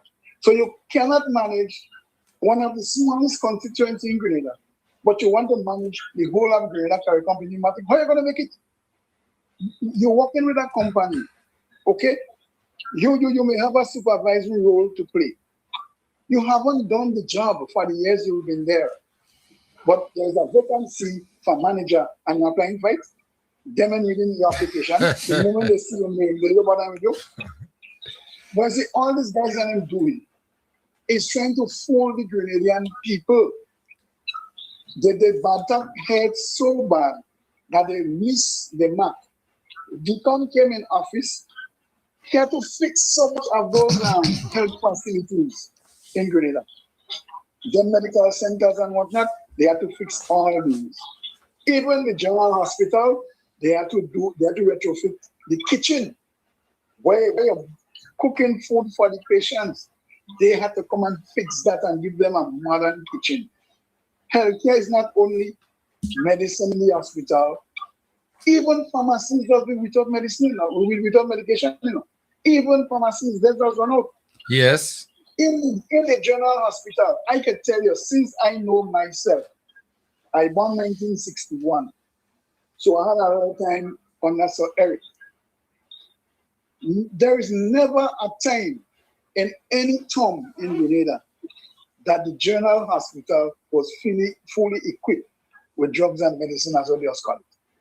None of them. Peter David is going to fix that when he comes. Well, I heard what he said, eh? And believe me, if you permit me, let me just play a little clip there, because what you're saying there with him doesn't even make much sense. But listen to what he said. Something that should make every Grenadian question the priorities of this administration. Last year, $24 million allocated for healthcare in this country went unspent. 24 million. While a pensioner in Tempe waited 3 weeks for medication, while a clinic ran out of basic supplies, while a mother in St. David carried her sick child to a facility that could not see them that day. This is not a money problem. It is a priority problem, and priorities are a choice. Here's what the movement is going to do, and we are going to do it on day one. In the first 30 days, we stock every public clinic in this country with essential medicines, not eventually, within 30 days. Audited, published, so that the country can check. We activate mobile health units across every parish so care reaches the people who cannot reach the hospital. We reopen the government nursing school with flexible study options, including evening and weekend programs, so the next generation of nurses does not have to leave to be trained. And we deal honestly with the staff we already have. Regularization, retention, and respect for the people who keep this system standing. A new hospital in 2029 is a worthy goal, but it does not help the patient who needs medicine tomorrow morning. A serious government can build for the future and fix what is broken today. We can walk and chew gum at the same time. First, we question why $24 million sat in a budget while patients waited. Then, we organized a 30-day stocking, the mobile units, the nursing school, and the staff retention that fix the system from the inside out. You listen to that? Kai, you listen to that? You listen to that nonsense? I mean, really, that is just open mouth, words jump out. That's what it is, Open mouth, words jump out. No substance. Come on. This is Mr. David at his best. Yes. Mr. David couldn't manage his own constituency. He could manage the whole of Grenada. Mr. David only trying to see how much he can get. He cannot beat Claret. He cannot beat. He's no longer the popular man as they used to call him. Okay? He's gonna, and that will be his last time in public. By the next election after this one, he will be an old man. Who will be checking on him? Yeah. You see, these guys they're not generous to the truth. You cannot. I don't know. I was supposed to check the OECS countries this morning to see who does bring in medicine on their own. As far as I know, the medicine that's come in bulk to the OECS. Yeah. And it was distributed based on how much Grenada want, how much Antigua want, and so forth. That's true. That's how I know. I don't know if they make any changes to that. The changes have not been made yet. No. They didn't make any changes as yet. That's the way it's done. Good. Our judicial system is one in the OECS. Greater and higher lawyers and what. The judicial service in the OECS responsible for that. Okay. So maybe Mr. David either trying to trick the people who he feels don't know, or maybe, but I can't say that he don't know. He's supposed to know he was in government already. These countries act as a unit. So where you going with this stupidness? I don't want to say the BS, okay, because I don't want to use this hard language on them. But for a big man, he playing the fool. He was in the revolution. No, I'm telling you, he was in the revolution. Yeah. Okay? He know under the revolution, we had shortage for medication in the hospital. He know that we used to go in what we used to call surgery. Yeah? Because the driver he had surgery in some villages. We go to get attendance and certain things they couldn't dress or bruises properly because they don't have. You don't get for every individual. You get a quota. Before it's finished, you place your order. Okay, that's what all of them have to do. I mean, why these big men and women stop this foolishness? They are Grenadian people who know what is going on. So be careful when you come in and speak. Thank you very much. Okay, thank you. But I believe it's the pressure of the NDC that's creating that. Eh? I think it is interesting that despite the fact that what he is saying, we have to take it with a pinch of salt or more than a pinch of salt, I think the fact that he is coming, identifying the problem and saying what we going to do, meaning as a party or whenever he comes, is a lot of shift away from what we've seen happen on the official opposition. Now, I'm saying this. Yeah, I'm saying I agree with what the caller is saying, but at least it differentiates them from the current opposition. Yeah, by not just talking and saying, "Oh yes, no good, yeah, medication and so on and so forth." Yes, yeah, but he's offering some kind of solution to the problem. But I'll tell you something that's going to take place. Will take place, and is already taking place. Eh? The effects of the last rally. Of the NDC, the effects of the last rally is going to just turn all of them, or what do you do, a dotish? Dodoi. Because they can't take, because what is taking place, this country has been transformed so far, and it continues on that path, and there's no turning back, and they're seeing now the pressure, because even the Peter David, and I've been saying it in my view, with the tongue of St. George, he can't win that. Can't win that. And no way. Because he is not, and not even though he can't win that at all. I don't see the DPM winning any seats in this upcoming election if they continue. This KB mentioned something in his thing that one thing he's happy about is that the Prime Minister said that the election will be in 2027. So that gives them, the DPM, a little bit more time to get the boots on the ground and start doing some work.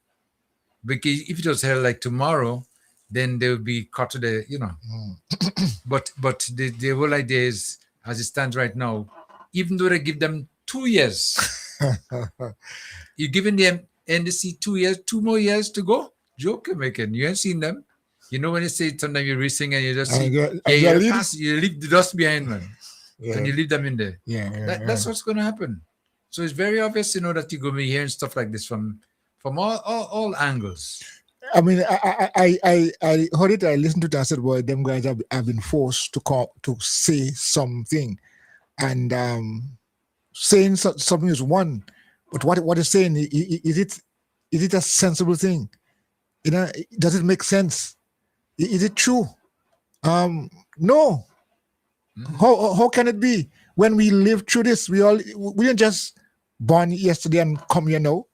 We lived through situations where we know, there are times, and we have lived through times when medication was very limited, and the system put in place is to is to import and bring in medication in bulk.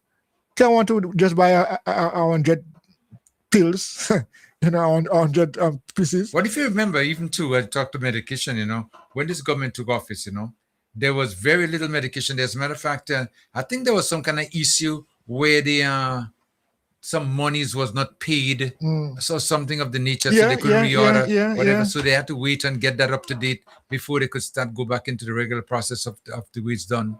Yes, I remember when they took office, they had this sort of issue there, and that has been rectified and taken care of for a long time now. And we have medication, and the system, the health system today as compared to it was 4 years ago is like night and day. So, but the thing Almost about everything's like night and day. No, they can't take the pressure. The pressure is too much. This government is just moving past them. And again, one thing I like about our prime minister, bothering with them with that nonsense when they're talking the craziness, when there's something to it, address, he does it. And properly too. And now with the diaspora, you see the effect of the diaspora. Now you realize that is one of the problems again that they have. All of them have the problem because they realize the diaspora is supporting the NDC. And not only the votes from the diaspora, that's going to be supporting the NDC. The people in the diaspora have their relatives down in Grenada, right? And they communicate to them. Now, if I'm there, up there, say I'm in New York, and I'm supporting you here in Carriacou, and I tell you, listen, come next election, vote for NDC. It's obviously going to do it. There's no if about it, because I'm supporting you, and I'm telling you, giving you my wish and asking you to do certain things. Vibes FM, let me go to a caller. 1, 2, 3, 4. This one first. Vibes FM, you next. Come on. What? Caller, come. The person on WhatsApp? Yes, okay, yeah, WhatsApp, yes. Come on. Okay. Listen, what you folks don't know is Peter have a magic wand in his head. All right? In his head. In his head? When, right, is the operative word there. And when could mean 1,000 years from now, right? Yeah. He's going to wave that magic wand and get everything done. Not only the 30-day period. Remember, he giving every young person $30,000. He giving solar panel. So he have this magic wand in his head that he go thing. He living in the days of the fairy tale. You know how them story used to begin? Once upon a time. Yeah. A long time ago. Yeah. Click crack. That is Peter's problem. And I'll give him that. He learned well from his former boss. Right? Yeah. He learned well from his former boss. You have to give Peter that. And Peter is the face of those who don't want to come forward. He to the DPM is what Emlyn is to the NNP. You do what I tell you. He had a puppet master behind the curtain, pulling the strings. I mean, he means well, but he cannot help himself. Again, the lust for power, right? He see himself as the Prime Minister of Grenada. And I'm telling you, Peter has been this way since he was in GBSS. He used to imitate Morris Bishop. Sometimes when he talk, you have to look around to make sure it's not Morris that talking. So let him let off some steam. And as everybody keeps saying, Mr. Kim, Sunday put the fear of death in them. Yep. Political death. Mm-hmm. You know, they can't see any way out now. And the longer the council take the blow, the more desperate they're becoming. Yep. Right? But I forget that in these times, people could think. Most people could think from themselves. You can't get them a few nice words. Last time election from the NNP was ice cream and cake. Well, no. No, it's no ice cream and cake. We see in the roads, the education, the involvement of the people in conjunction with the government. Things happening, as Toad said, things happening. And the thing is, they're seeing it, they're feeling it because they themselves benefiting from it. Yeah. So let Peter live in La La Land still. Give him a chance. That will help to keep his blood pressure down. You know what I mean? Yeah. So give him a chance to get that pressure off his chest. We don't want him dead. We want him live to see the results of the election. Yeah. The next election coming up, whenever it is. 2 months from now, 5 years from now, whenever the conch shall blow, we want him to give him the satisfaction of sitting back and saying, well done to the NDC. And I think part of his desperation is he had a chance and he blew it. Yep. Right? He should have been enjoying the fruits of the labor of what Uncle Tilly and them did in 208. But he couldn't wait. He was too busy. You understand what I'm saying? Yep. He was too busy and now he's kicking himself all over. Boy, I could have been part of this thing. Right? Yeah. But he let Boom Chess and them lead him astray. And you see what happened? All of them sit back in their rocking chair and they're sending him out to do the dirty work that they can't do or won't do. They're sending him out to do it. And he can't help himself. The lust for power is ingrained in him like it is for the selected leader of the opposition. Yep. That's all they could see. Yep. Power. Then seeing that you're there to govern. They're seeing them there to take advantage of people. Peter is a nice guy, a likable guy, but he couldn't wait his turn. He can't wait his turn. And now things, the pressure get into him. So he's going to say anything, everything, anywhere, anytime to see if he could sway a few people. But the truth of the matter is he knows his political days are over. All right? Yep. Okay. Okay, caller. Thank you so much. Next, line caller, come in. Hello, line caller, you next. Hey, Kim. Yes, go ahead. Yes. Yeah, I want to talk about no Peter and NNP. What I want to talk about, what you and Mr. Coyle now talk about. And the other night, me and some people was talking about that who came by me. The most dangerous thing, what's going on now, and they can't take it in truth, is when you want to have a man and his wife coming from New York, right? Any American state or Canada or England, and their sisters and brothers down here, and they're taking care of them. Whatever they say goes, you know. Definitely. So if you have 5,000 people coming in from the diaspora, let me generalize that, Canada, England, America.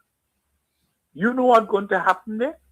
You know what people that is influenced that by 4 or 5 times? Yep. Especially if them being away for about 20 years. And they leave the little nephew about 5, 6 years. I mean, the nephew and them now is 20-something years. So if they're around 30-something or somewhere in the years and now coming back, the family, the most of the nephews and nothing could vote. You understand? Yeah. So that is a dangerous thing for them, and they see it, you know. So creating war with the diaspora, that's a big mistake to want to say you fighting down the diaspora. Yeah, it is, and they're not seeing it. Kim, I've been talking to Royal Titus this morning. Even though you listen, he tell me go listen to the program because he tell me where he was. He couldn't use to get it. Or he kept it a few times. And this man said to me, like them and the diaspora in war, you know. He tell me the whole diaspora against NNP right now, you know. Yeah. Lord and Haley said it. He said them in no cloud, no vote, nothing. Especially in New York, you know. Mm-hmm. And in England and the diaspora is in war with them. Because when they had it made, they never say nothing. No, they want to fight on the diaspora. So what are people in the diaspora? Let me come together. England, America, Canada. Yep. And that's what they're doing. Yep. So to come now and say, look, diaspora, we know we have nothing against you. We like you just like the NDC because we always Grenadian. Or Peter going to say that. It will work. They're going to, you know, first thing they will say, at this 99 hour, you know we is one. Mm-hmm. Am I right or wrong, Kim? Yeah, no, you're right about that. Yeah. Mm-hmm. And, you understand? Yep. So, Brother Cole, that is the problem. That's all I wanted to say. Okay. All right. All right, thank you so much. Thanks. And again, like I was saying to you, Ekoy, the influence of the diaspora. I mean, really, it's just something else because you are up there taking care of your families down here. When you ask them to do something like that, say support the NDC, and you've been supporting them all the time, what do you expect? So now 1% in diaspora sometimes could be equal to 6 and 7 and even 8 and even more in Grenada. Vibes FM. Let me see which caller is this. This one, yes. What's up, caller? Coming. What's called? You next. Good afternoon, guys. Good afternoon. Yeah, good afternoon. Yes. Afternoon. Kim call Mr. Leo. Yes, go ahead. Kim. Kim? Yeah, go ahead. I'm listening. You played a clip with Mr. Pedro. Did he say 30 days he go fix? Yes. Yeah. 30 days. How? When? Wait. When do you have to hire a doctor from abroad or a nurse or other equipments or parts for equipments in the hospital? 30 days. How long would it take to order? But I don't know. Does it after our finger? No. You see, these people, like I say, open mouth, words jump out. And the dog will catch it. That's all. That's all it is. There's no meaning. You cannot order no parts for the equipments in the hospital or anything you have to do in the Ministry of Health. It takes months or maybe over a year. More than that sometimes, I'm telling you. What are you talking about? You cannot do it. Yep. But 30 days. Yeah, but I'm saying the effects of the rally last Sunday is what we get to know from these people. The statements that they're making there. That's what's going on, And they ain't get nothing yet. That was just a smoke. That was a smoke. The equipment coming from Karakuk? The equipments and for the centers. Maybe, Where they coming from Karakuk? maybe have it on the bed. 30 days. 30 days. You don't say 90 days. No. All of them, like I was saying, they've been deranged, and they just can't accept. Well, they can't swallow the progress Grenada is making right now under this new administration, the NDC. They can't, and he has some regrets, as one caller just said too. Because he could have been there. But wrong decisions were made. And now he's just basically struggling or maybe fighting for survival, but running out of time. But you see, Kim, if while he was with the NNP, he had what he said now, he had said what said then and walk away, he would have been in a position now. Yes. Next level. You'd have been in a good position to be the next opposition. Yeah, but he blew it. That's it. Wrong decisions. So you have to suffer the consequences. Pretty so that's simple. 3 main promises he makes so far, or 3 or 4? Pedro, right? How much main promises he make? Big promises? Well, I think it was about 4 or 5 of them, I didn't count. But he Well, yeah. He said he'll give first members $30,000 for each one of them. Mm-hmm. Solar panels. That's just talk. And that's just talk. That's just talk. These people are talking right now. All of them. And they're not making any sense because people are now educated. And this is one thing that our Prime Minister has been doing ever since he got in there. He's stressing the purpose and the meaning and how important it is to get a proper education. And people now are learning more than before. So the eyes are open now so they could make better decisions.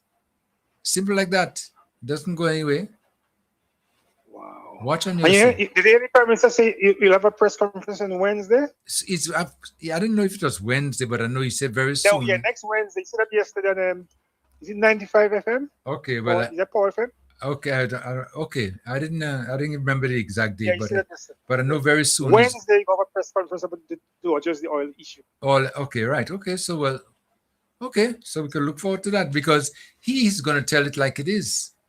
They don't keep anything behind and hide things in closet. They tell it like it is, not like the other administration. Did you see him on interview yesterday? Is it 95 FM? Yeah, 95. Yeah. He was on there yesterday. He said that yesterday. Yeah. Okay. Yeah. No. He's out there to meet and listen to the people, and whenever you make requests and everything like that, there too, he takes care of it. So no problem. All right, Corey, were you in the meeting on Sunday? You didn't come? No, I wasn't able to make it. Should have come, man. Yeah, well, I know I wanted to. I never missed those things, you know. But physically, I had some challenges. So I had The to, whole of Grenville come down to meet you in the meeting, but they already didn't see you. The whole of Grenville came. the whole of Grenville, yes, I understand that. But let them know I'm in Carriacou still. So when we have our mega rally here in Carriacou, they can come up and I'll meet them. I will be there as well. Well, let's start planning for it. And hear what I say, it's a mega rally, yeah, for Carriacou and Petit Martinique. That'll be great. That'll be great.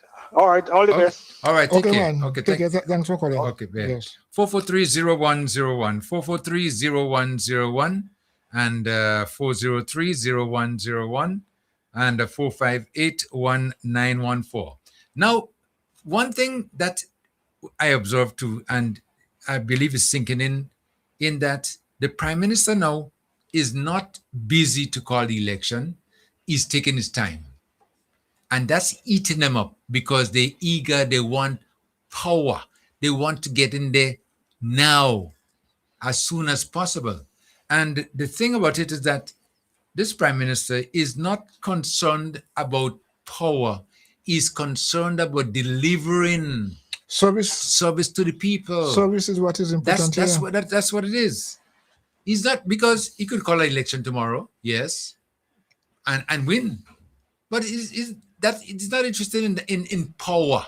He's interested in delivering to the people. Let me take another call first. I'll get back on that. Vibes FM caller, landline caller, come in. Yeah, Kim. Yes, go ahead. Yes. Listen to me. You had experience in the revolution for the 4 years? No, I wasn't wrong, but I heard about it here. So thank you very much. When I look at what go on in the revolution for the 4 years, what in the revolution, the progress I'm making in the revolution for the 4 years. When I watch this government for the 4 years, Richard, trust me, proper thing, two of them, From since I know myself existing in Greater, the revolution and this government for 4 years. And listen to me, and they still have 100% to go. And what you see down there, that is only 25%. They still have 75% in stock, and it will be converging. Have a nice afternoon. Okay, thank you so much. Yeah. You listen to that? Yeah. Yeah. Speaking man, you say, man, listen, don't worry, you go see more to come. Yeah, no, but that kind of approach and attitude is good. Yeah, because positive. And like I'm saying, the turnout there is just. I mean, we were impressed with it, and we know it could have been more had the weather been a factor. But just like I say, imagine that there was no sort of weather threat or before that the whole of Grenada was going to be down there. Yes. Simple like that. Well, the whole, put it this way, the whole of Grenada was there now. Some was there physically, some was there emotionally, some was there in spirit, as we always say. I can't come physically, but I'm there in spirit. Right. And look at the reaction and response from Grenadians. Whether you were there or you were not there, you were there because you were part of that. You are part of the connection with everybody. Right. So yeah, I mean, it's every time you have to be. You can be there in person, but deep within you, from deep inside of you, you are there. You are there. Vibes FM caller, WhatsApp caller coming. Caller. Hey, Kim, good afternoon. Hi, good afternoon. Yeah. I got one little question. What has become of Laco? I wonder what he's doing now, thinking now, and what he could have been doing with this government. Laco. How about Laco? Well, I have not heard much about Laco recently, but I believe that whatever he was doing there, in the beginning, after he was out of the cabinet, was a sort of a knee-jerk reaction, in my view. Nothing of consequence. Boy, he blew it though. He blew it big time. Well, he did. I believe. He realized that now, but it's already done. So But you're not hearing nothing. Well, I party think, with it. What party? What? I think the last thing I saw about him is that he put out a Father's Day message. You know, Father's Day message to all fathers and so on and so forth. I saw that. You know, Father's Day. Yeah, but okay. Also, Kim, Mr. Deacon has to be careful. He might give somebody heart attack, you know. Sunday when he said I have an announcement, people were expecting one thing. Yes. Then he had a second announcement. They were expecting the same thing. Yes, and he said a third announcement. Yes, that's too much, man. Yeah, no. But Color, you're right about that, you know. When he said announcement, I think you're quiet. I get quiet too, but I know better than that. So I want to know what this announcement was because I know election ain't calling now. But when he said second announcement, I said, wait now. Take a change his mind. Yes, I said take his mind. And then I hear third announcement. I said, no. This thing like a pattern now, you know. So don't worry. Well, boy, he knows how to ring the bell, man. Yeah. All right, have a good day, guys. Right, okay, thank you very much. Okay, bye. But no, quite. Yeah. Just anytime I see around this time, you should refrain from using those words, announcement. Announcement. Just stay away from that because anytime you hear coming from his mouth announcement, people getting scared. What's it scared? The second announcement. We want you, the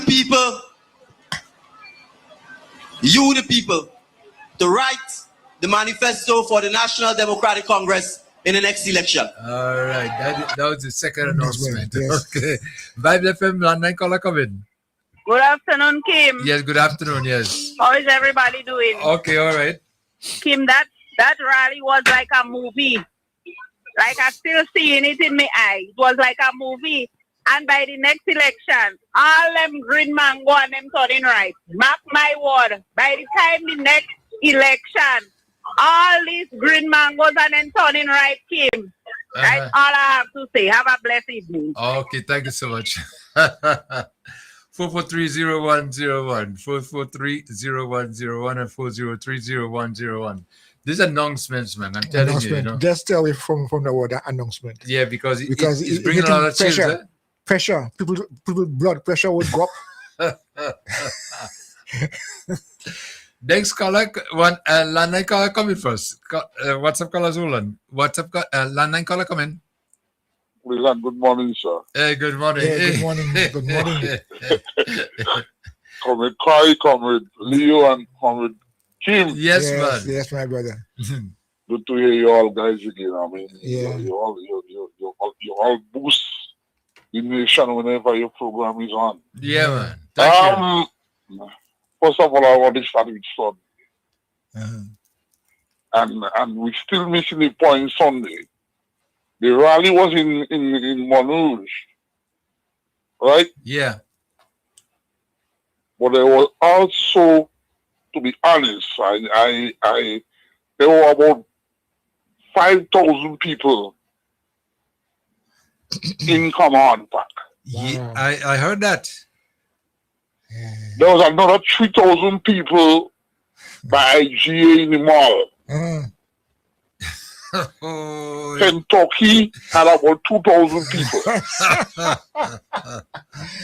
What? And by the roundabout, they had another 3,000 people. What is that? I don't think the drones were able. Well, the drones were concentrated on Montrouge only, and not on the outside. So the tractors and them, well, maybe they didn't see that. Or maybe they saw it and they didn't want to pull it on. Yeah. I was there and I mean, it was a different rally. Yeah. The environment was different. And I thank God there was no incident, because I think the opposition is looking for any and everything to make an issue. Right. That's true. And what was amazing, Kim, since when we're making talk about Father's Day? I tell you. I mean, of course, Father's Day, yes. Those of us that have fathers alive still and stuff, we pay respect to them. But everybody's more concentrated on Mother's Day. Yes, they've been getting all that. Father's Day is a big issue. Father's Day is that, yes, some people go out with the dad and stuff, all respect to them and stuff. I don't have no father. I don't have my grandfather. Right? Yeah. So I'm the father in my family. But the issues that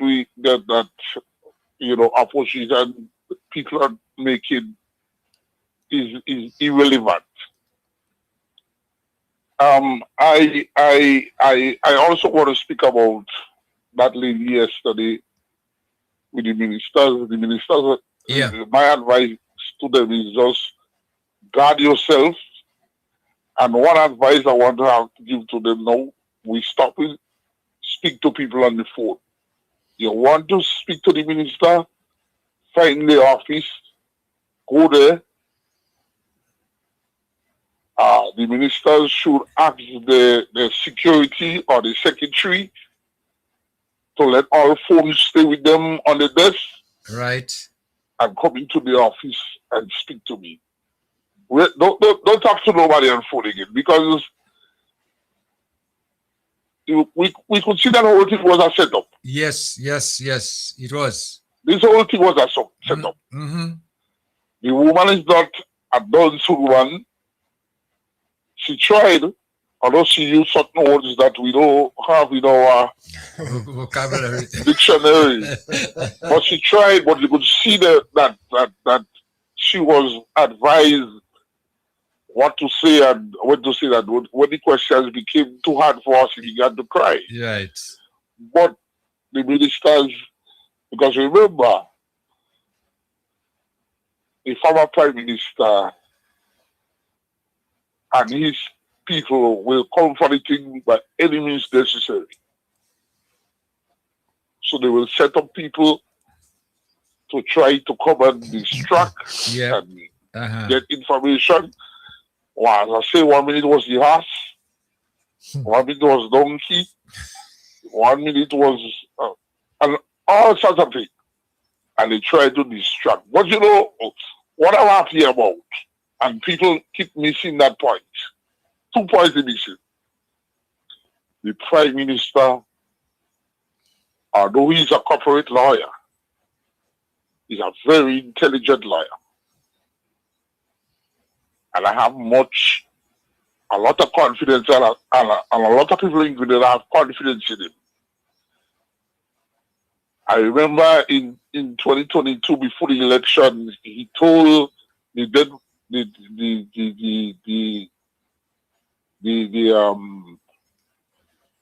then Prime Minister, I beat you already, and I go beat you again. Yeah. You remember that? Yeah, I remember that. I remember that, yes. That is a man that have confidence. Yes. Yeah. Remember when he had the rally in St. David's? He tell his people, leave the stage up. We're coming right back here. Yeah. And he did. They left the stage up and he came right back there. Right. So the man know the game. He studied the game. He studied them. Another thing is that we the opposition, they're not paying attention to. This is a different generation. Yep. Tim, before time, we should teach our young children to do things that we think is correct and the way we want it to be done. What happens nowadays? They're teaching us what to do. What to do, yes. What to do and how to do it. I know it. Tim, I drove a lot of prime ministers in my days. I was one of the better drivers in the police force. Now I had to ask my daughter to slow down. You sure you could pass this? And she asking me, Daddy, what's wrong with you, man? You sit up and Take it easy. Watch. So I just have to sit back in the seat and close my eyes. And hope for the best. And when I open it, I realize we pass. Watch. Same speed. So they see things different to us now. Watch. Listen. Look at how this generation gravitate towards the Prime Minister. It's their time now. Yep.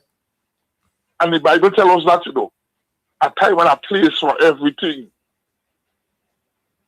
We don't go in Prime Ministers, what, reaching 79, 80 again.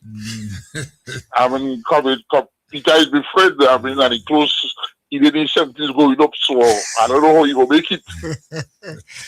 and Peter realized that. That's why he's saying they go give every young person $40, $40,000 or $100,000 $30,000 to build a house, 30. which is unrealistic. Yeah. You can't fool young people now with that. So the only thing I'm happy about with Comrade Peter is that he go split up the votes. Yeah. And he go split up the votes of the opposition. Right. And the former Prime Minister said it, but he didn't say it all these words. He said a vote for DPM is a vote for the NDC. Yeah. Yeah. He is a smart man, eh? Yeah. He is a man that have the knowledge, you know what's going on. And when you look at it, anyway, Peter is trying to put a candidate in all the constituencies. And why do you think he tried to do that? You think he tried to win? You know he can't win. Divide. He's splitting up the opposition vote. Yep. Peter never said nothing when they kick him out or when he resigned from how you're treated to LP, but you know what he's doing. I don't think Peter tried to get into power. Peter know he can't get into power. But Peter also making sure that the opposition does not get into power. It's fractured. Yep. Mm-hmm. Yeah? Mm-hmm. So guys, continue the program. You're all doing a great job. And my ANL are listening. Okay. All right. Well, take Have a good day. Yes, okay. man. Thanks so much. Yes, Man. Okay. come on. All right. Okay. As that caller just mentioned there, he spoke about vote for the NDC. If you vote for the DPM.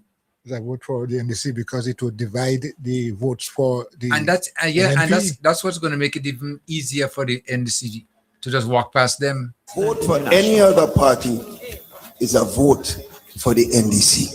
You hear me? A vote for any other party is a vote for the NDC. Yep. You hear that? He's right. Yeah, he has vision, What he has? Some vision. Oh, some vision. Yeah. I mean, at least he realized, what's really taking place there. So he's warning his people already that they should not move over to the DPM or any other party because it's going to be a vote for the NDC. Yeah, he ain't got on it. He's still thinking. Vibes FM, let me take a call. Hold. Vibes FM, what's up, caller coming? What's up, caller? Hey, Kim. Hey, hi. Hi, good morning. Hey, Maleo. Kai. Yeah. What's going on, guys? Okay, we all right, man. Yeah. Adelaide, I'm taking a 5, man. Okay. Well, listen to the program. Mm-hmm. Okay, I know everybody talk about the rally Sunday. Right. Well, everybody know it was really a mega rally and thing, and the turnout was very good. And something that I think you guys talk about much, like the people from the diaspora that come down. The amount of people that was so excited to come to Grenada at that time, Mm-hmm. So everything just follow up right in place one time. Yeah. As a matter of fact, on the same day, hold on, caller, the same day of the rally, we had a few plane loads of people coming in there were about 3 flights, I think, the morning from the diaspora. Yeah. But something again to key when I look, I Google the weather to see what the weather will be like in Grenada, and when I see like rain, thunder, somehow like wow. But then one of my friends messaged me now, and they said like okay, they've been hearing that rain, thunder, storm, whatever, that the rally will be going on. You understand? And I was like, well, once the rally going on, I know NDC supporters will show up. You understand? But I was still surprised by the number that attacked him. I was really, really surprised because I know it was like a storm, whatever, was threatening during that time. All right, and then I hear people like in Command Park and all the different places just tell me Wall Street and thinking I couldn't believe. Yeah. That tunnel that was there, you understand? Yeah. And Kim, something I want you guys to go back to, right? If you go back to the interview with Kennedy, right? Okay, you remember that we mentioned about infighting in the party? You know, Yeah. I know you guys already mentioned that today, and then he talk about massaging Dr. Mitchell ego. Yeah. All right, I think that's something we should focus on too, because he's saying that basically, like, if NNP lose, which we all know they're going to lose anyway, that Limpe and Kit Mitchell will get into the you normally call it Kim? The tag team. Exactly. Yeah, tag team. Steel cage match. So basically, like Kennedy giving us thing that they're going to be a steel cage, you know, and then you heard that. So basically, Kim, you're going to win, and anybody who bet on that one, you're sure definitely going to win that. And also he talked about BJs too. You remember he mentioned about BJ, and BJ organized this kind of meeting and cook up and thing, and Dr. Mitchell came and fire him right there and put in Robert White. Right, yes, I remember that, yes. Yeah. Well, that's normal. That was normal in them times anyway. For him. Well, let me tell you guys something about Kennedy, all right? Kennedy is not a guy that I so thing, but let me tell you, Kennedy is a guy, he don't hold a secret, right? And when you hear Kennedy speak, he say exactly who tell him that, and that's what make him unbelievable, right? Yeah. Because he called Bola, all of them name they right there. Mm-hmm. You understand? And not anybody will contest him on that. You know, and if you realize, right, I didn't hear no NNP, I listened to all the station and thing there on the program, and nobody bring up Kennedy, you know? All of them stay away from Kennedy, you realize that? Yeah. All of them stay away from what Kennedy said. That's it. Because Kennedy hit it on the nail. He hit it on the nail, and he said there was sleepless night for 2 people. I don't call him the name, but he said that. But he said that already. He ain't think they're sleeping. They sleep, and there would be a lot of sleepless nights ahead. You know that. Because the thing is that okay, what I want to do against him, okay, my last thing, the people from the diaspora that went down, please, who is listening, get registered. Get registered to vote. You understand? Because we know that the narrative about people from the diaspora coming down and vote, you know, they're trying to put a stop to that. In the same, I say they're trying to put a stop, but they know it's not constitutional. They're not even trying to put a stop, you know. They're trying to scare them. That's what they're trying to do. They can't put a stop to it. Basically, you're absolutely right. You're absolutely right. Yeah. You know what I mean? And you know, these couple days, I don't hear him Gawe no more because Gawe been calling all the different stations, but I don't even hear him no more. Well, he born up already, you know, and he's not making much sense. And listen, this NDC right go burn. This NDC go burn all of them up, you know. Because the election is calling out, but they still don't know what to do, and if it's to prepare, not to prepare, or whatever. And they're going to start running out of funds. They're going to start running out of ideas, and all this propaganda and everything like that is just going to go up in thin air. That's what's going to happen. Watch and see. Definitely. But so Kim, what happened to the beach party that's supposed to go on Sunday? we postpone it. Yeah. We postpone. I heard they supposed to have something. Or we cancel it. Too. We cancel it. Which one they use? Did you say cancel or postpone? Cancel. Well, it had to be cancelled. Cancelled. Because there's no other Father's Day until the next year. Father's Day, yeah. Until next year. Yeah. But Kim, if you realize that every time NDC having something, NNP is going to postpone this, you know that? Well, you see, the thing about it is that they sometimes get jittery, as we use those words, you know, I hope you understand what I mean. And they get very, very nervous that the NDC is doing things and they're not doing anything. They're too quiet. So now they're trying to see if they could, you know, do something to break up the momentum or or to just get a little bit of attention. And that's it. That's what they're doing. So it's not that anything serious, because I didn't think they were going to do any proper Father's Day thing there. No, because if you are going to do a Father's Day thing for 12 o'clock, right? And you have and you have everything prepared, because you have to prepare. If you're having a dinner, a meal, or whatever, lunch, whatever, you have to prepare. So what do you do with all the food? Postpone it too. What? No, you do. And not even that. Let me tell you something. Let me give you a secret. Those people who were doing it, a couple of them, was only a couple of them. About an hour or so later, they were in Bossejou by a guy who was having a little party dating with them. You know, they was there. You know, there was. They forget their own. They forget their own. They forget their own, and they was there. No, I'm just telling you, there was nothing serious about nothing. And if it's inclement weather or whatever, come on. I mean, we all living here in inclement weather. So they cancel it. So what do you do with the food? Eat it.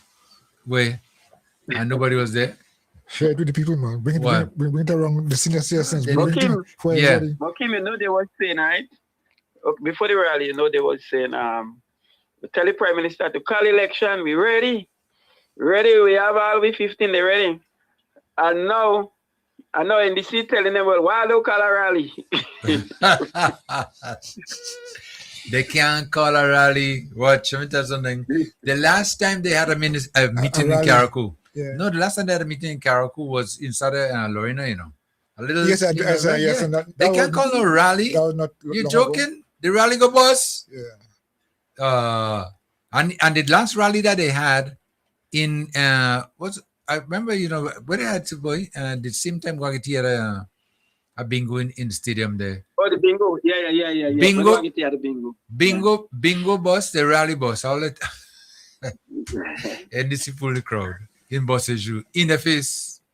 All right, Dave, Kim, before I go, the last thing, Kim, okay, the talking points right now, Kim, let me get the talking points. The talking points now is about the Prime Minister did receive the documents for the oil from Gary Boy. That will be the talking points. And guess who leading the talking points now? Kashin Danwood. Oh. Well, I'll tell you one thing. This thing about this oil and gas, the Prime Minister promised to do a press conference Wednesday coming. Yeah. So we go hear the truth. We go hear the truth. He know when to respond and what to respond to. He knows. So let's wait and see, or wait and listen. Right? Well, I'm looking forward to that. So anyway, you guys good? Yes, yeah, we are right, man. We okay. Standing. There's some hot weather up here, man. Well, yeah, but yesterday when we had ours, you were enjoying some nice, cool weather, right? So I mean, I know. All right. Yeah, man. Take care. All right, take care, man. Wait. Up to me partner, Kim is so quiet. Kim, up to me partner, he left for us. No, yeah, he just stepped out. Yeah. All right, tell him I say hi. Okay. We'll talk later, guys. Okay, then. Okay, man. Take care. Good All right. Okay, I think we have a next call. Landline caller. Caller, you there? Yes, Kim. Okay, go ahead. Sorry for waiting, keeping you so long. Yes, I think maybe I'm in last caller. Yeah. I'm a bit impressed with the Prime Minister with the announcement he made. Are you hearing me? Yes. Yeah. Yes. Oh, with the made about let the people make the manifesto. You haven't seen that since the revolution, you know. Yeah. And what he tells you, what he's saying, that you will hold us accountable if we do not fulfill what you made. Right. You understand? And that is of paramount importance because, I mean, you're taking a chance. I mean, you have to be confident that, you know, the people support you and you'll win the election, you know. And when you come to the election, based on what the people say in the manifesto, at least in all manifestos, I'm not a believer of manifesto, Kim, but a lot of governments that do not fulfill the manifesto. That's normal. That things do turn up. You have economic problem worldwide, you know, wars and, you know, and different things. So the economy could just change, you know, so you cannot fulfill everything. What the Prime Minister is saying, make the manifesto, we will fulfill and you will not have to complain. But let me that is very, very good. But let me make a quick comment there, you know, as you talk about manifestos, This is the first time that I really realized and looking at what the NDC manifesto was, you know, when they came into 2022. And based on what I'm seeing, they have accomplished maybe 95+% already of what they plan to do. And if they call election within the next year, which I think it's going to be that long, they're going to go past 100. Yes, they did. Most of the thing, a lot of things on the manifesto, they comply, and which is good. But what he's doing now, which is very good. Let the people make their choice. Let us say what you want, what you like to see us do in the next 5-10 years, right? Yeah. And we will fulfill. Right. So you have to be very bold enough to do that. Right. I think, and that's why the people of Grenada, Caribbean, and PTmatic is aggravating to the Prime Minister. Yeah. Thank you very much. Okay, thank you so much. Okay, I like the expression. 1 second. I like the expression he used when he talking about the people who said the people will co-author. Yes. The manifesto. You know what they say is what going to be in it. Right. Of course, with a little bit of changes and so on. Yeah. What they say. So I could go. I could go to my MP and say, listen, I think we should put that day. I think we should have that day. We should have this program on.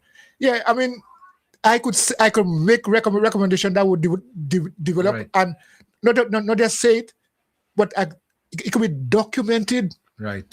Yeah, for years to come. So so it's there. We have in Carrico. We're Yes. going to do this, do that. Carrico, whatever. Yeah. Right. Nice. That's good. But if you remember one time, I remember, Andy Williams, was saying, Eric? No. Minister William Andy. Okay. And he says, pension, check. Gratuity, check. Yeah. Minimum wage, check. You remember? Yeah. Everything that they promised was check. That check sounding like a nice check. Let me check the last call. Check. Call are you on? Yes, sir. Yeah, go ahead. Yeah. Last year, no, I think it was in January. I said on your program that the Prime Minister is not under pressure to call an election now. Mm-hmm. Because according to this guy, what's his name? The one that said tell Gonzalez he have to talk to the posters in St. Vincent, the Canadian. Justin Pierre. Yeah. Right. Justin Pierre said his thing was that the Prime Minister should have called the election already. Okay? Now the opposition is picking up that is the NNP and the DPM. He feel that the Prime Minister, the NDC, don't have that chance. But Peter Wickham also said that the Prime Minister should have called the election before Christmas. That is last year. Okay? That same Peter Wickham come back and tell the same Justin Pierre that the NDC going to win the election. Yeah. I listened to Justin Pierre on social media last night. Uh-huh. When last time I say you again, I say, well, let me listen. And then I hear he say, Peter Wickham told him that the NDC will win the election. But for he and Justin Pierre, he have nothing to say on that. Justin Pierre does not want the NDC to win the election. Mm-hmm. I understand he from the Northwest. Yeah, and he does not want the NDC to win the election. But he can't stop it. No. And I hold firm to that. I did not expect the Prime Minister to call the election before 2027 because they've been working feverishly around the country, getting things done in the various communities, assisting the young people who will be voting in this election coming up. Okay? Making it easy for children to go to school and get a hot meal for free, whereas in the past they had to pay. What I'm trying to say, everything the government did affect positively on the lives of the people of Grenada. Okay? So when you are doing that, and then what the NNP would have thought was that he would not have able to manage the party while in office. Yeah, that's why they said we will not have survived long. Yeah. Because NDC had a track of disputing when they're in office and those kind of things. Now, they can't have a team that he have confidence in, and the team had confidence in him. So they work together. Yeah? Yep. And they getting the job done. So when I see that, I said in January, no election calling out. And I did not go in Monroe Sunday to hear the announcement because I know it would not be election. I expect him to call the election anyway in the first or second quarter of 2027. Second quarter. Good. So then there is time to do the little bit of the manifesto. Everything cannot be done in a hurry. As the opposition and him speaking that, as if the Prime Minister should have done everything already as promised. When they themselves couldn't even do 1/3 in what they have promised for 23.5 years. You see them go, well, we as Grenadians, some of us sometimes with a hush remote, but we know what we know. Thank you. Okay, thank you so much. We know what we know, eh? Yeah. Yeah. Just like that, eh? Well, we have to come to the end of the program, but now, realize that. I realize most times when I'm here and I normally become conscious about the time minutes to 2. Uh-huh. But now I realize it's after 2. Yeah. So that means I wasn't conscious then. No, but it reflects how involved, I'm into this whole concept of discussing things, and it's a nice opportunity to just discuss things, just to discuss. I guess senior citizens, you walk through the community and you meet your friend, your old partner, or someone, and you sit down and you discuss the issues as what's happening. It's a nice feeling, I'll say. I know what I would like to leave with Kim. This. When the Prime Minister was dealing with the issue about responding to the opposition, and I think everybody wants him to respond. Don't take your lash. I mean, at a sheep, as one would say. And you know what he said? I find that was very, very instructive. He said, "Why am I have to be quarreling with them? I know them, and most of them are my friends.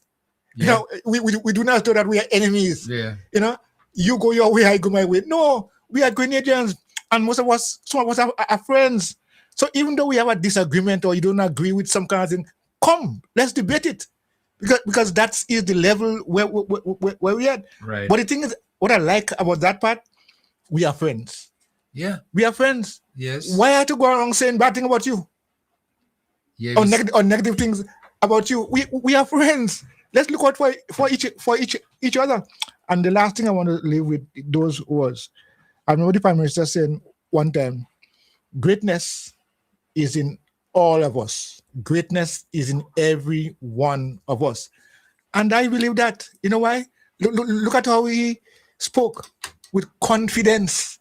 He had that confidence. He could say things and do not worry about whether it might be true or not, or coming true or not, fulfilled or not. But yeah, so he has greatness. The stations have greatness. We have greatness. Yeah, and I ain't worried because all of us are friends as Grenadians. Yeah. So we work to build each person. Each one of us, we would work to build. Yeah, there might be there will be differences of opinions and so on and so forth. But we are friends, and in all of us, we have greatness. The views expressed on this program are those of the host and guests and not the views of this radio station. And that's to just wrap up our program for today right here on Vibes FM. Thank you so much. Thank you so much for your participation. We always appreciate you. And to remind you, every Thursday from 10 a.m. to 2 p.m. right here on Vibes FM, we bring the program for you. And we do a rebroadcast of the program from time to time during the week, okay? So until next time, your humble servant, yours truly, Kim the King. It's always a pleasure being with you.